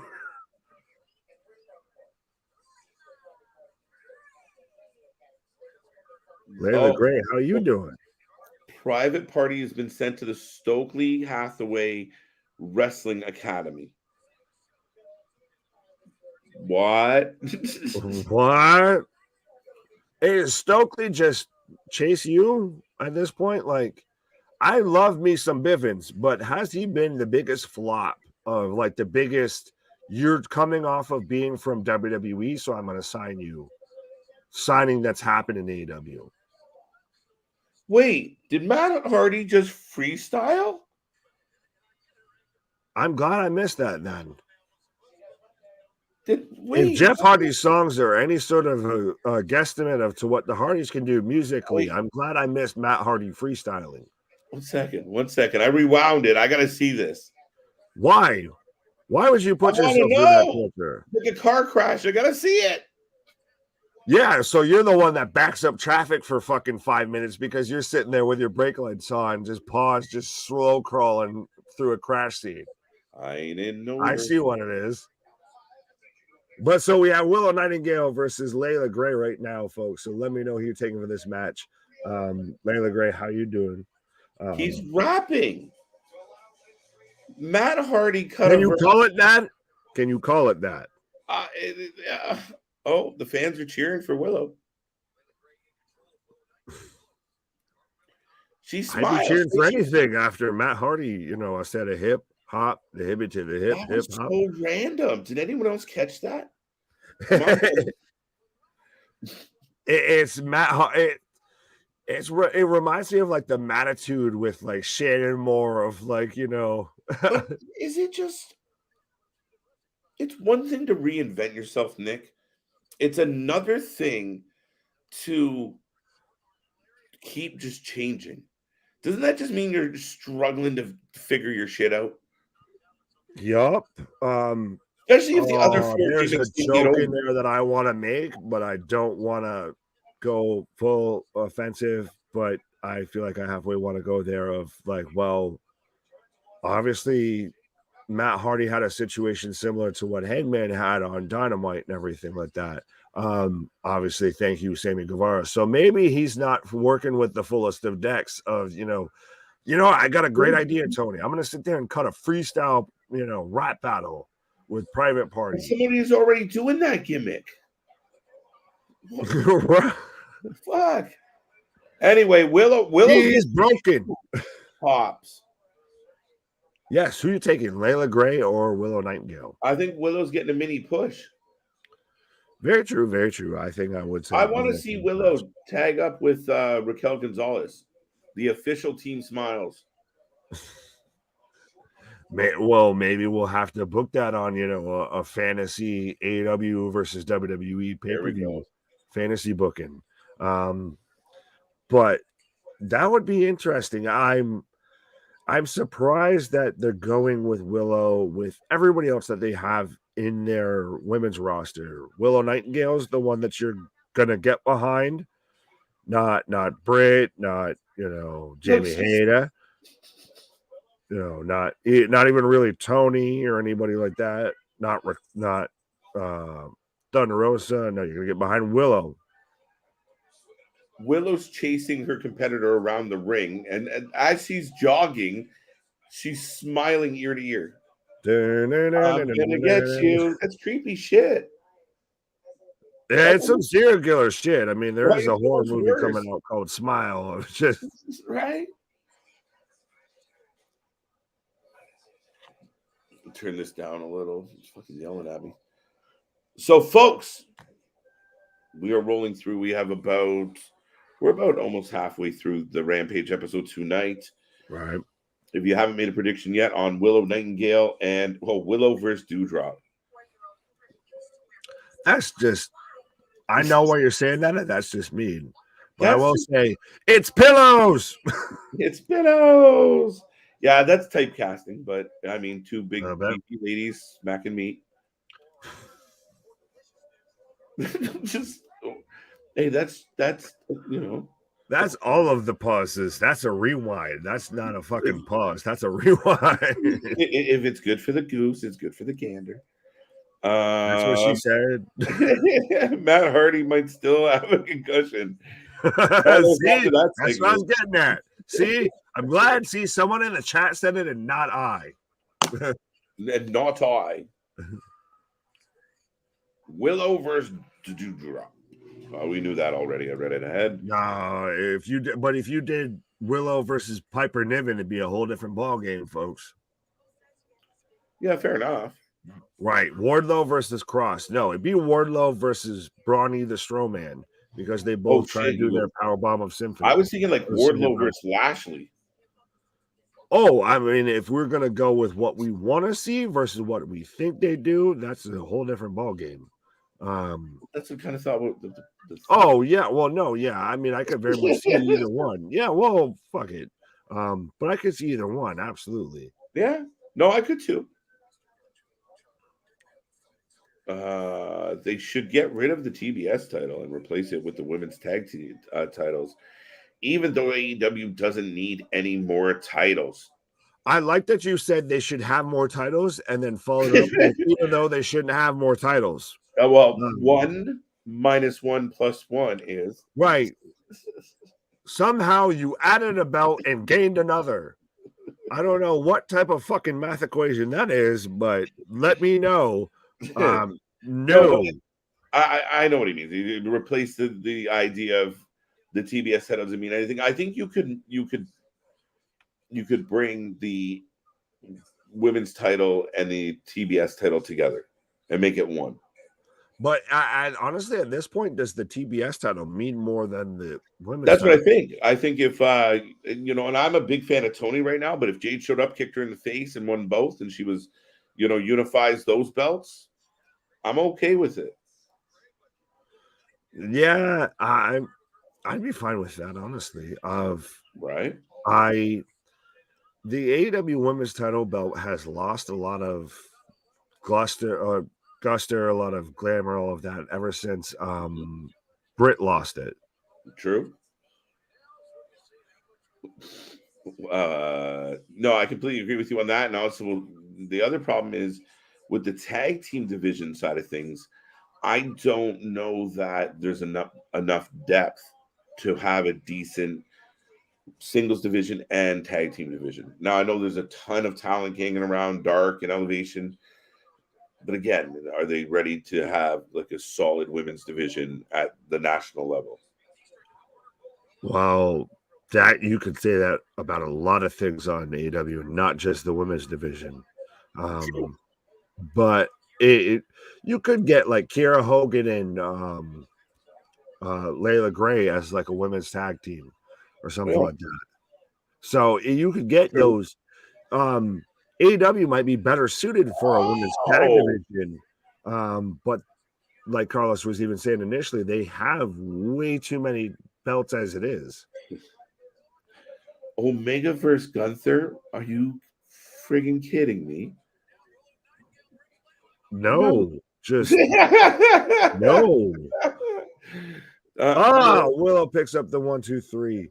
But yeah, just no. Not, I mean, like, could that match happen at one point? Yeah, but as far as like if you're gonna book it as a dream match, imagine Gunther trying to take a one-winged angel. That's why that move is stupid. Thank you. You can't see it, but I'm flipping you off. I just think that like Omega would get his chest caved in, literally. No, if we're gonna, I guess, do this live on air because at least for this question, this little teaser here, this little sampler powder, you do Omega versus AJ versus Finn, and maybe if you're feeling frisky, you throw Nakamura into there, but you should at least do the trios triple threat former leaders of the Bullet Club. Okay. Oh, that looks so painful. Yo, I just got the finish of the match. Don't worry, you're going to get something that looks a little more painful, even though it's so supposed to be sentimental. That finisher looked painful. Jade looks like goddamn storm coming out. That's funny as hell. Merge the TBS and TNT belts and just call it the Turner Champ. Ooh, I don't know. What? Pause on calling a woman's title the Turner Champ. Right? The Turner Champ. Pause.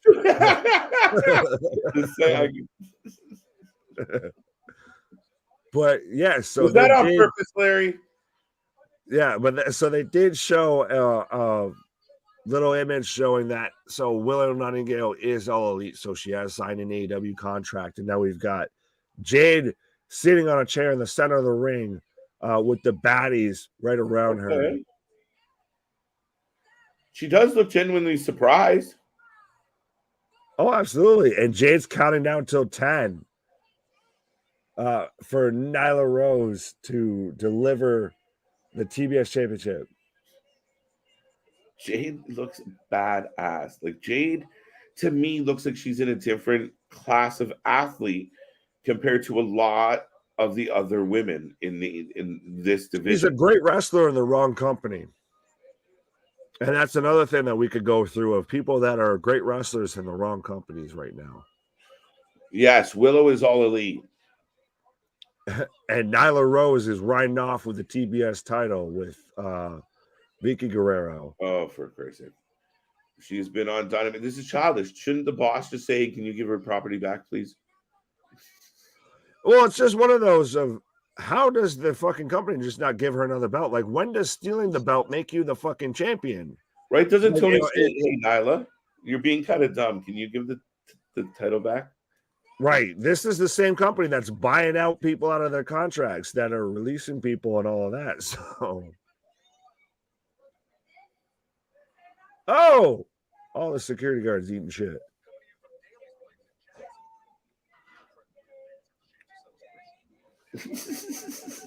Nyla's singing. I said, Jay. Yeah, no. I give her some points on that. I like it. What points? What drunken karaoke bar are we at right now? I'm a big fan of drunken karaoke, man. I see. But so we're setting up for the Okay, main so event. Go ahead. they stole her belt and now her car as well. For those I people like that how don't know, many crimes get committed live on national television and no repercussions happen. Jade is refusing to leave the ring. And security should have just not got in the ring. Okay, but then she decided to leave. Wait a minute, that's confusing. I'm waiting until you get to the Orange Cassidy Preston Rouge segment because this is somehow making me an Orange Cassidy fan, or at least he could play like that awkward character in every like Seth Rogen movie. That mask is coming off, man. It's like a Spirit Halloween Jason Voorhees mask is what it is. It's the dollar store one you get. Exactly. It's when you want to go to as Jason and you go as like Jacob. When mom says she has it at home. Yeah. Even my wife just said it's the wish.com version. Switchblade versus Gunther. All right, so now you're just getting aggressive because now we're at New Japan. If we're gonna go all the way there, we're just gonna, fantasy book our own Forbidden Door. Just Jesus.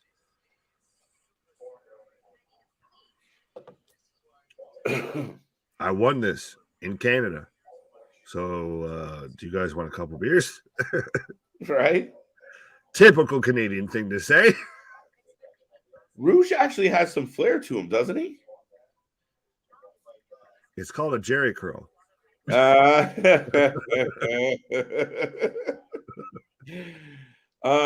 Butcher versus Gunther. There you go, Larry. I like that one. We're just gonna keep going with matches with Gunther. Right? Everyone just wants to see Gunther in a match. Everybody just wants to see Gunther chop the shit out of everybody. Right. I want to see Jamie Hayter versus Jade for the TBS Women's Championship if they book it right. No, what you need is Jamie Hayter versus Britt Baker. That's a feud that doesn't need a title. You can build that feud properly, and it's again I worry it's getting to the point of they might have missed the boat with that. Right. This is getting funnier. AEW lost in the ratings to WOW. How does your A show lose to that? Michael Clayton, what was the WOW rating? Well, you can go back and listen to us yesterday on Thursday with the Let's Rumble podcast, and you can hear CJ go off for a good little bit about how AEW loses to Desperate Housewives. Here we go again. Everything like that. So we want to play tit for tat, pause, when it comes to the AEW ratings, then it's going to get pretty interesting. It could definitely get interesting. Did anyone catch Nyla Rose using? Yes, very much so. Yes. Kind of beat us over the head with it. I have a feeling I don't think she wants to get over a contract, though. I don't think this is even a thing right now. I think she's she's a big fish in a small pond, and I think she's quite comfortable where she is. She's the star of the women's division over there. If she goes to WWE, okay, great. Now she's amongst the stars, but now she has to compete with Becky, with Bayley, with Charlotte, all of that. Just make her your main women's champion. Like, she's dusting everybody. Just honestly, isn't she kind of already? I know, but make it official. Like, you have your own ranking system that we all kind of adhere to. So he doesn't pay attention to that shit. Well, he fucking should. Doesn't keep up with it. Because it'd be a lot easier to keep track of the 44 belts that we have to keep track of. Right. Right. Who's the Ring of Honor Women's Champion and all of that because there's so many damn belts. QR code. What? Sorry, it was on the grocery store commercial or whatever the fuck that was. I was like, why the fuck is AEW copying with a QR code? That'd be amazing. A video of Orange Cassidy squeezing orange juice. Eddie Kingston versus Gunther. Yeah, it's Oh, got some you just want to potential. see people's chest turn purple. You want to see people's chest get chopped into hamburger meat, is what I feel like you want to see there, Chris. That's a tough one too. Yeah, because if you do something like that, Gunther has to lose. And how does Gunther Why does lose? Gunther have to? Well, I see what you're saying. Yeah, I hear you. Right. I don't think he loses. That's the problem. Yeah. Eddie would pass out after 10 minutes with Gunther. I think most people, listen, if anyone here thinks that they could go more than 10 chops, let alone 10 minutes with Gunther. 10 legit drop. Like if it like full out, like legit mark your chest chops from Gunther. Right. 4. Oh, fuck off. I'll understand. I'll go full bitch mode on this. I'll take one and call it a day. Thank you, sir. I've had enough. If I don't need thank you, sir. I need like Raw after the first one. You're like, yeah, that wasn't yours. What? Why? Oh, -1's here. Mark Henry. I'm way behind. No, but folks, let us know who you're taking for this match, whether it be Preston Vance, Orange Cassidy, or Roosh for the All Atlantic Championship. Yeah, who do you got? Who do you got? Who do you got? Oh, OC all the way. I mean, they're gonna ride that. I'm going with Roosh just because to hell with OC. Right? Well, they're gonna ride that. I already got one OC on WWE. I don't need an OC on AEW. True. I was here for that. Couldn't stop laughing. Wait, what? I don't know. I can't remember. I'm sorry, Mike. Mike, what were you here for? Were you here for us? What? OC should be exclusive to Rampage, in my opinion. Makes it more watchable. Well, Hook's already exclusive, it seems, to Rampage. I think there's a couple other people already exclusive to Rampage. So that doesn't... Go ahead. I don't mind that if you get a handful of people that are kind of exclusive to Rampage, and then you got people that float in and out to kind of bump the value. Yeah, there's this thing called a brand split, or a Ring of Honor show, if I'm gonna keep beating that drum. But it's still at least called a brand split if you're gonna have people exclusive to certain shows. Might help you get more people on TV, maybe. Maybe you know help you get more people on TV, not signing other people. Roosh. This guy's jacket is epic, by the way. That is one intense jacket with the head of, I don't know what I'm looking at. It's funny you say that as I'm looking at Orange Cassidy and the Best Friends and Danhausen coming out, because I can say the same likewise if I don't know what I'm looking at. As they're coming out and the commentators are having to put over Jane as Orange Cassidy's entrance song. They're trying to put it over like Rover. And why is Danhausen following Orange Cassidy? Why is the fucking mascot following the other mascot? Like, is this the halftime show? Did I miss something? Mascot crime is not appreciated. Right. Mascots of a feather flock together, I guess. And that's, I honestly like Danhausen more than I like Orange Cassidy, to be honest. Is Orange Cassidy in the ring, or is he still making his entrance for you? I have all three men right now in the ring. Okay, so you're still slightly ahead of me. Tends to happen. Welcome to not WWE, motherfucker. Right? So I feel bad. To me, Trent doesn't fit. Let him be a heel. Let him turn on OC and go after the belt. Let them all go to Ring of Honor. Fair enough. I'm so That's the thing. It's really weird of that AEW almost has like an A team and a B team, and they try and act like they're both on the same level. It's like they're fucking clearly not. So do you remember we were on the night when he won it and we were talking about this guy's going to do something fucking stupid, like put the belt in a school bag? And we joked and I said, you call it book bags? And we were like, ha, ha, ha, ha, ha. Mm-hmm. Title is in a fucking book bag. Yep. He really did it. Like, really, Am I supposed to be surprised at OC being shitty at this point? Like, he couldn't just put the belt on his shoulder. you have to take the title seriously to do that. So that's the problem. You put your pants on, like, oh, headbutt. Sorry. I mean, if you're gonna live this fucking gimmick to its fullest, you should be a nudist because you don't want to do fucking nothing, right? I you don't managed to get pants that. on. Don't you put that evil on me, Ricky Bobby? I don't want to see that. You're like, fuck, man. No, let's not. Yeah, right. Thursday, okay. Wednesday, what? Friday, what? Saturday, what? Saturday, we're here covering NXT Halloween Havoc. Might also be covering GCW. Sunday might be here covering GCW. What? Monday, back at it like a jackrabbit, covering Monday Night Raw and just rolling through the whole other week of professional wrestling, folks. Nobody does it like we do. What? What? Oh, OC with a tope on Vance. 10. Orange Cassidy. Rouge first crush. I don't know why that popped me, but that fucking right. Popped me. It's just one of those of I get that Orange Cassidy can go in the ring. I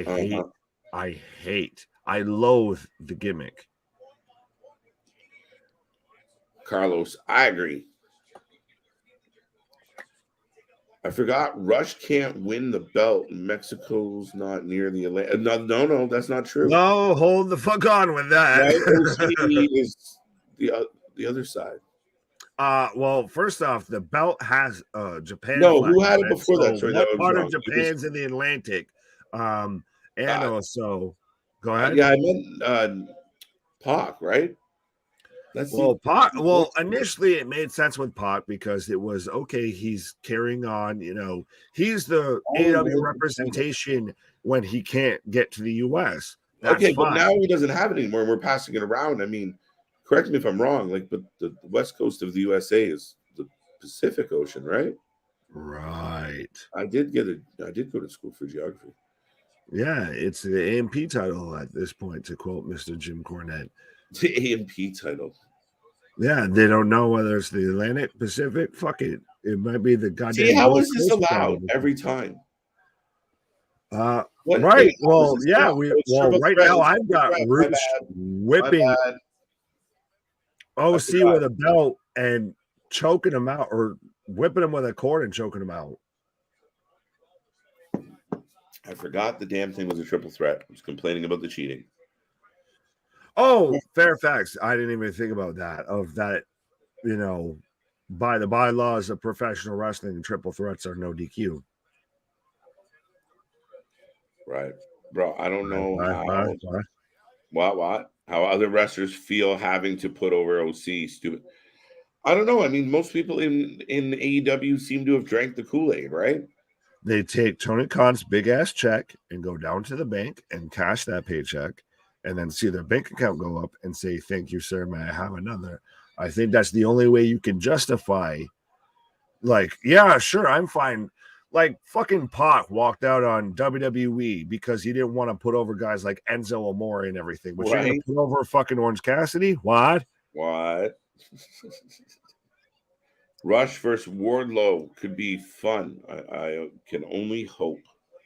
That would be a good match. It'd be nice to see Wardlow have some competitors now that we've gotten through the squash matches and everything. If you see him have some matches, much like Goldberg, once he got through the beginning part of his streak of you still had some matches to where you pretty much figured he was going to win, but they went a little bit. They gave a back and forth of, maybe he might lose. Yeah, I hear you. From earlier, MYP almost MVP almost said Michelle and Bobby number 2 all have belts. Mm-hmm. Okay. Enzo versus Orange. That made me cringe. Uh-oh. Look what we got here. Cup of Oh, haters. the table didn't Cup break. of haters. I've never seen so many botched table shots in my life. Is it? But it seems to be very much there's an abundance of people, of professional wrestlers right now getting hurt, having botches, missing moves. Like that's very much on the rise. And it seems to be only specific to one company, it feels like. Well, we've talked about the pandemic that has been AEW, and I mean, there's a lot of things we need, we could touch on with this. I think I can't say they're not getting reps or they're not in training, but from the all purposes, I think a lot of them think they've got it down to a science. We know what we're doing, but every match it seems like somebody's got a fat lip or a black eye or a broken nose, or I mean, accidents happen. We saw Tony D'Angelo pop his knee just on a fluke Irish whip. Shit happens, right? Even Adam Page's incident, shit happens. He could have done that a million times and never crushed his head. But if you're continually taking risks, eventually it's like playing chicken in traffic. You're going to get clipped by something. Well, also though, to an extent of when it's the whole week you're planning for Preston Vance versus Andrade, and then hey Andrade, sucker punch Sammy. So now that whole match is an entirely different match, and you've got to call it in the ring. That's when it gets a little bit more interesting and everything, and that's probably why you have a bit of these mess ups, these botches, these injuries, all of that, because half the time it feels like these matches are literally thrown together on the card, like Layla Gray versus Willow Nightingale. But yeah, I mean, but when you're in an environment where the boss is like, well, go out there and figure it out, again, it shows in the product. It shows in the end product when it's like, like, oh, you're good, I'm good, so let's just get in there and go. And then go ahead. No, I was going to say it shows to the agents and the bookers, the producers or the producers of these matches and everything.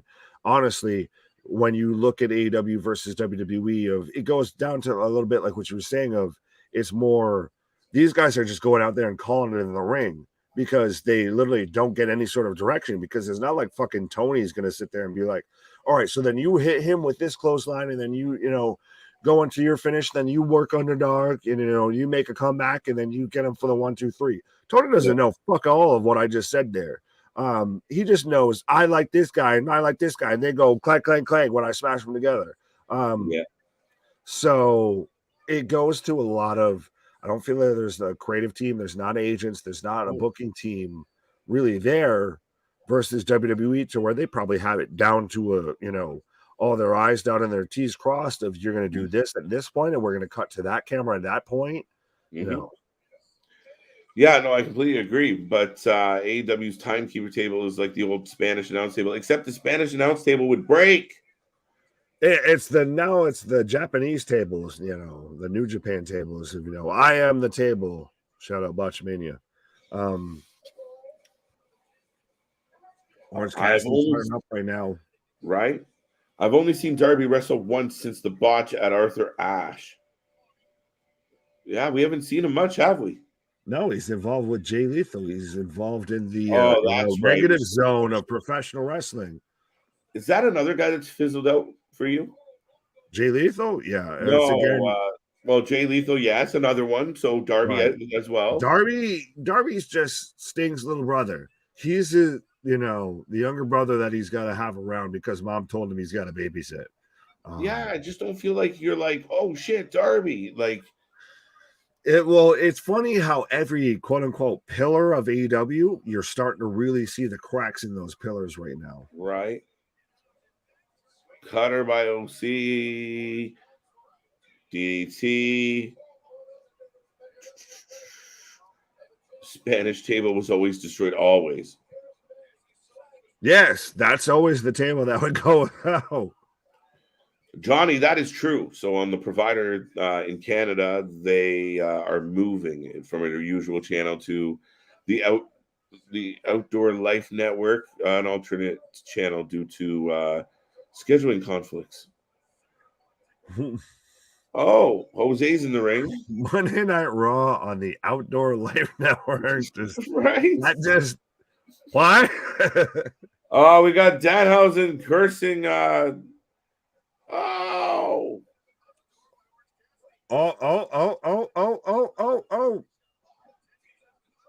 Darby went from Wow. TNT champ to Sting's little bro. Wow.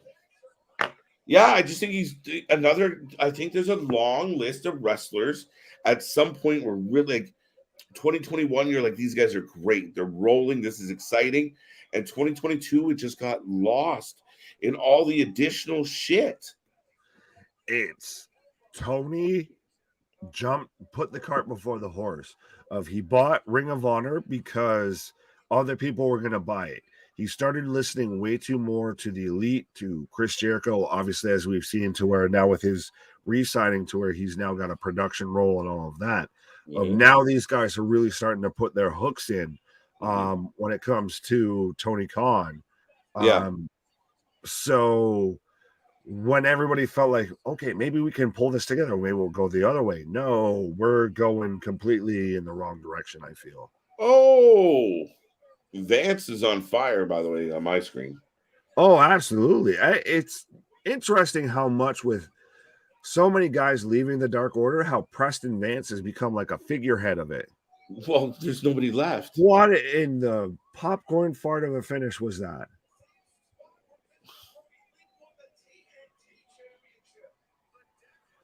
Oh, they got to. Oh, that was not good. Not good. That was not good, Nick says. 10 or Rush should have won. Well, I guess that's where we're going with this one. Well, let me know when you get there. Oh, you saw this. Not bad. Not good. Not good. Not good. Go for the roll up. You get caught on the roll up. And then, so Orange Cassidy picks up the 1-2-3 on Preston Vance as he just sits on him as Preston Vance botches going for the roll up. And Roosh is just in no man's land and God knows where. But he put his hands in his pockets. Yeah, okay. Burn.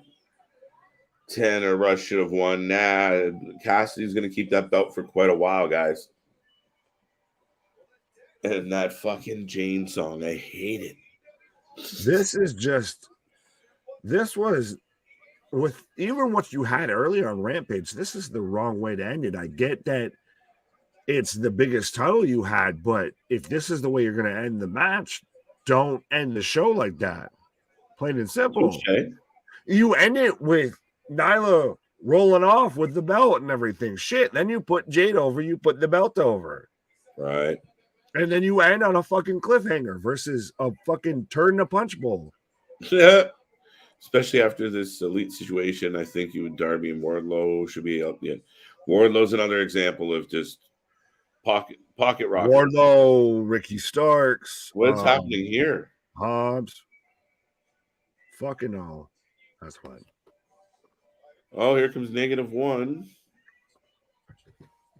Giving us his Butch impression.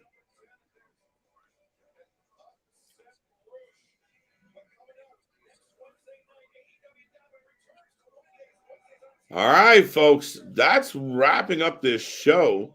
So yeah, I mean, I don't think there's anything else left to Rampage. Do you? No, I am getting. I guess I'm getting an in memoriam to Brian Muster. Lead video producer for AEW. So T's and P's to that family as well. Is it possible for Darby Allin to have a long career? Granted that he's dangerous spots he takes. Jay, welcome to the stream. Welcome to the show.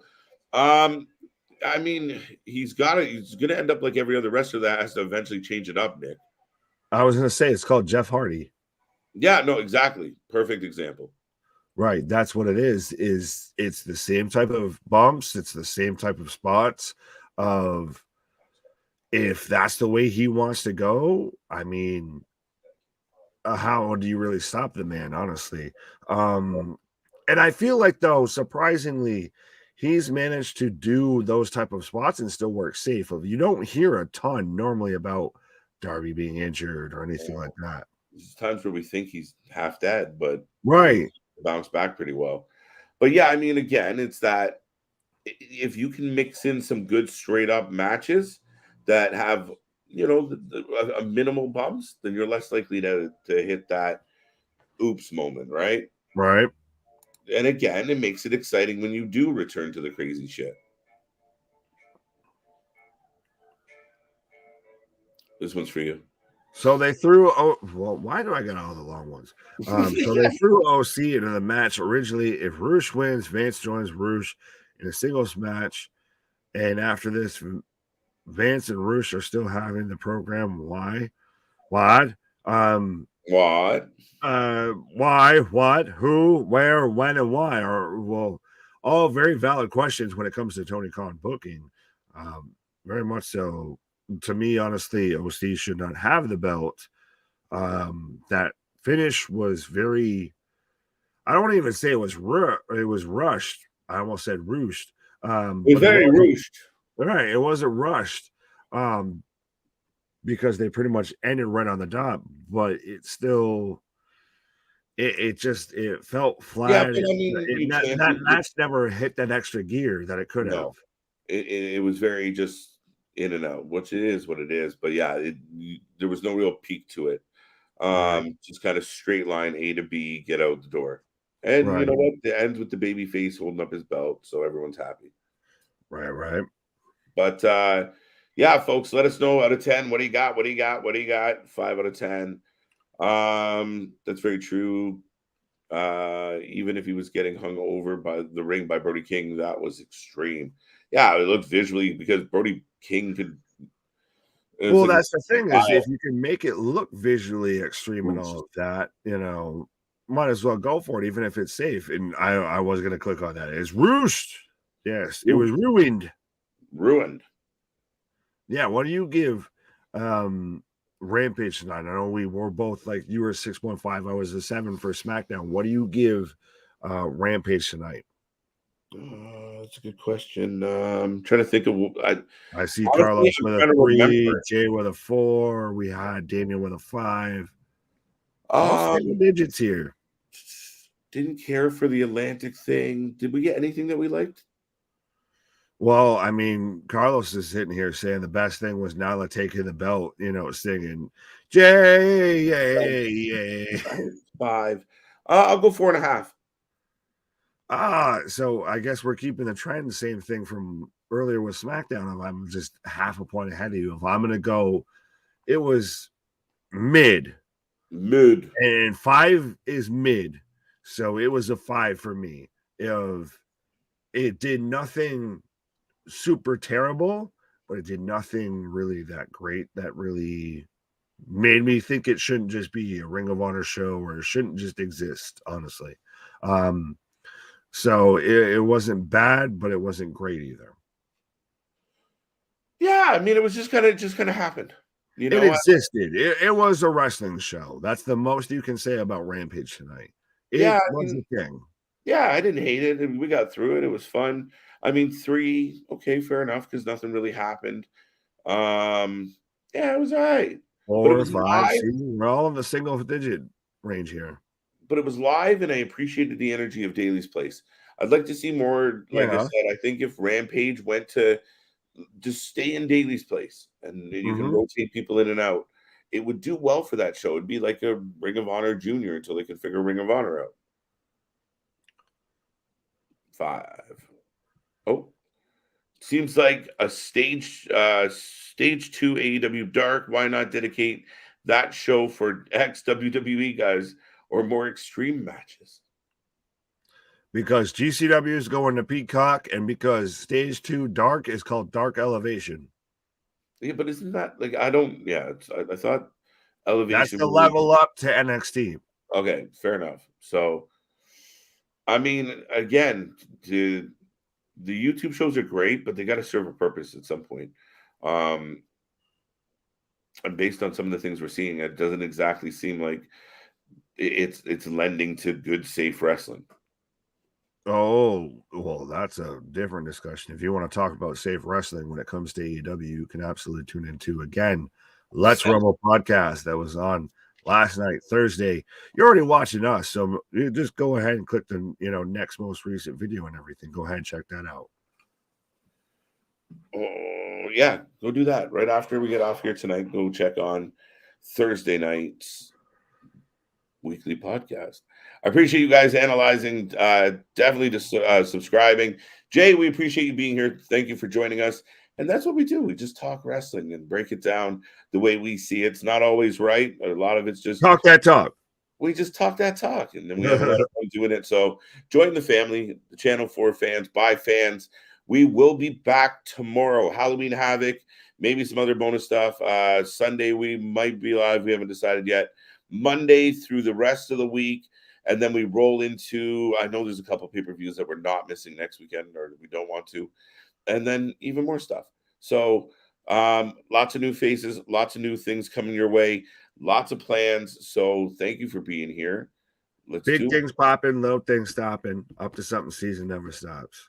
So Smackdown slightly better than Rampage this week. I wouldn't even say slightly. I'd say easily, even though the ratings, aren't too far off. But I think that was a clear victory again for WWE tonight. Yeah, I think so. And I mean, I know people. I'm curious to see the overall reaction. But I like what Bray Wyatt's doing. He's got you roped. He's compelling. He's interesting. And then outside of it, does feel like two entities as far as like you said, like the two sides of Bray. Like you get the semi holding it together, emotional guy, and then you're getting the glimpses of the other guy. It's absolutely. I very much relate and sympathize and feel like this. This is winning all of the Brucey bonus points with me when it comes to this Bray Wyatt gimmick, but he's got the whole world in his hands. Raw was the show of the week. Based on our ratings, I think. Raw. What else do we give good marks to? Dynamite. I wasn't here for us, so I don't know what you. I think we gave it a 7. I think I gave it a 7. Well, then you would have rated that higher than you rated SmackDown. So by half a point, Raw edges the week. I think so. There we go. It was a very good week of wrestling. Well, it's WWE competing with WWE. Fair enough. But I think we got more to come. So we'll see what Halloween Havoc brings. Will Austin Theory cash in? Yes or no right now, just on the spot? You think Theory does it? No. No, I don't think so either. I'm with you. But fuck! I was hoping you were going to disagree. No, I don't see it. I don't. It fits. So then screw it. Fine, I'll do it to disagree. I'm going to say yes because if there's a time to do it, it's in a triple threat match to where you could have had, especially with JD and Ilya in that match as well. All very valid title contenders, very valid title holders, and everything. So if you're going to do it, fucking do it already. Does it build Austin Theory's stock up to have really good matches with the likes of Ilya Dragunov or, say he did win it, right? But we look towards Braun moving on, perhaps him and JD or him and Ilya or him and Carmelo. If they give us really good matches, it really could help rebuild the man that's been destroyed. Right, but you shouldn't need to rebuild. If this was Austin Theory when he was part of the way and on NXT and didn't steal Vince's golden egg, then, this would be a big watershed moment for Austin Theory. But now because he's won Money in the Bank and he was Vince's golden boy and everything like that, now this feels like a giant step down. Yeah, that's my thought on it. It's a bit of a, again, it's like winning the lotto, but they give you choices of 3 prize lots and you take the lowest of the lowest option. I think people would go for the jackpot if you have the opportunity to win the jackpot. However, the argument is, well, guys, if he feels like, but I don't know, you went public, Chris with a late rating, 7 out of 10, not bad. But I mean, if you go with the premise of the guy running the show says, that's our developmental. To send the winner of the Money in the Bank down there to claim the belt, you're like, Right. I was going to say, speaking of Money in the Bank, as I have the bank behind me right there and everything like that, it would be a little bit of a, falling flat on your face there. It devalues the briefcase and Austin Theory if your Money in the Bank briefcase holder goes from normally cashing in on the world title, the WWE Championship, the Universal title, to the NXT title. Right. Your admitted developmental brand. Yeah, I'd almost rather see him lose it to somebody and then have them go take a run at Roman, even if they're Fucking KO, Johnny Gargano. interesting with Gargano. That's a jump, but it Right. could work if you do it right. But anyways, with that being said, folks, that is what we've been doing here tonight in Stock and Wrestling. That will kind of head us towards the door. It's definitely demotion. Yeah, there you go. I agree with Carlos. But folks, we will be back here tomorrow. Like we said, Halloween Havoc, 8 p.m. Eastern Standard Time. And you never know with the Saturday night what kind of tricks are up our sleeves. But folks, like, subscribe, tell everybody you know we are here nonstop. We are rolling through this weekend into next week, and the week after, and the week after. We will be right here to give you wrestling coverage at a different level. Woo! Thank you for being here, folks. Have a wonderful Friday night. Nick, any final thoughts? Our shit is real. Our shit is raw. Our shit is authentic. When you're talking about that wrestling, you better put that forward life with it.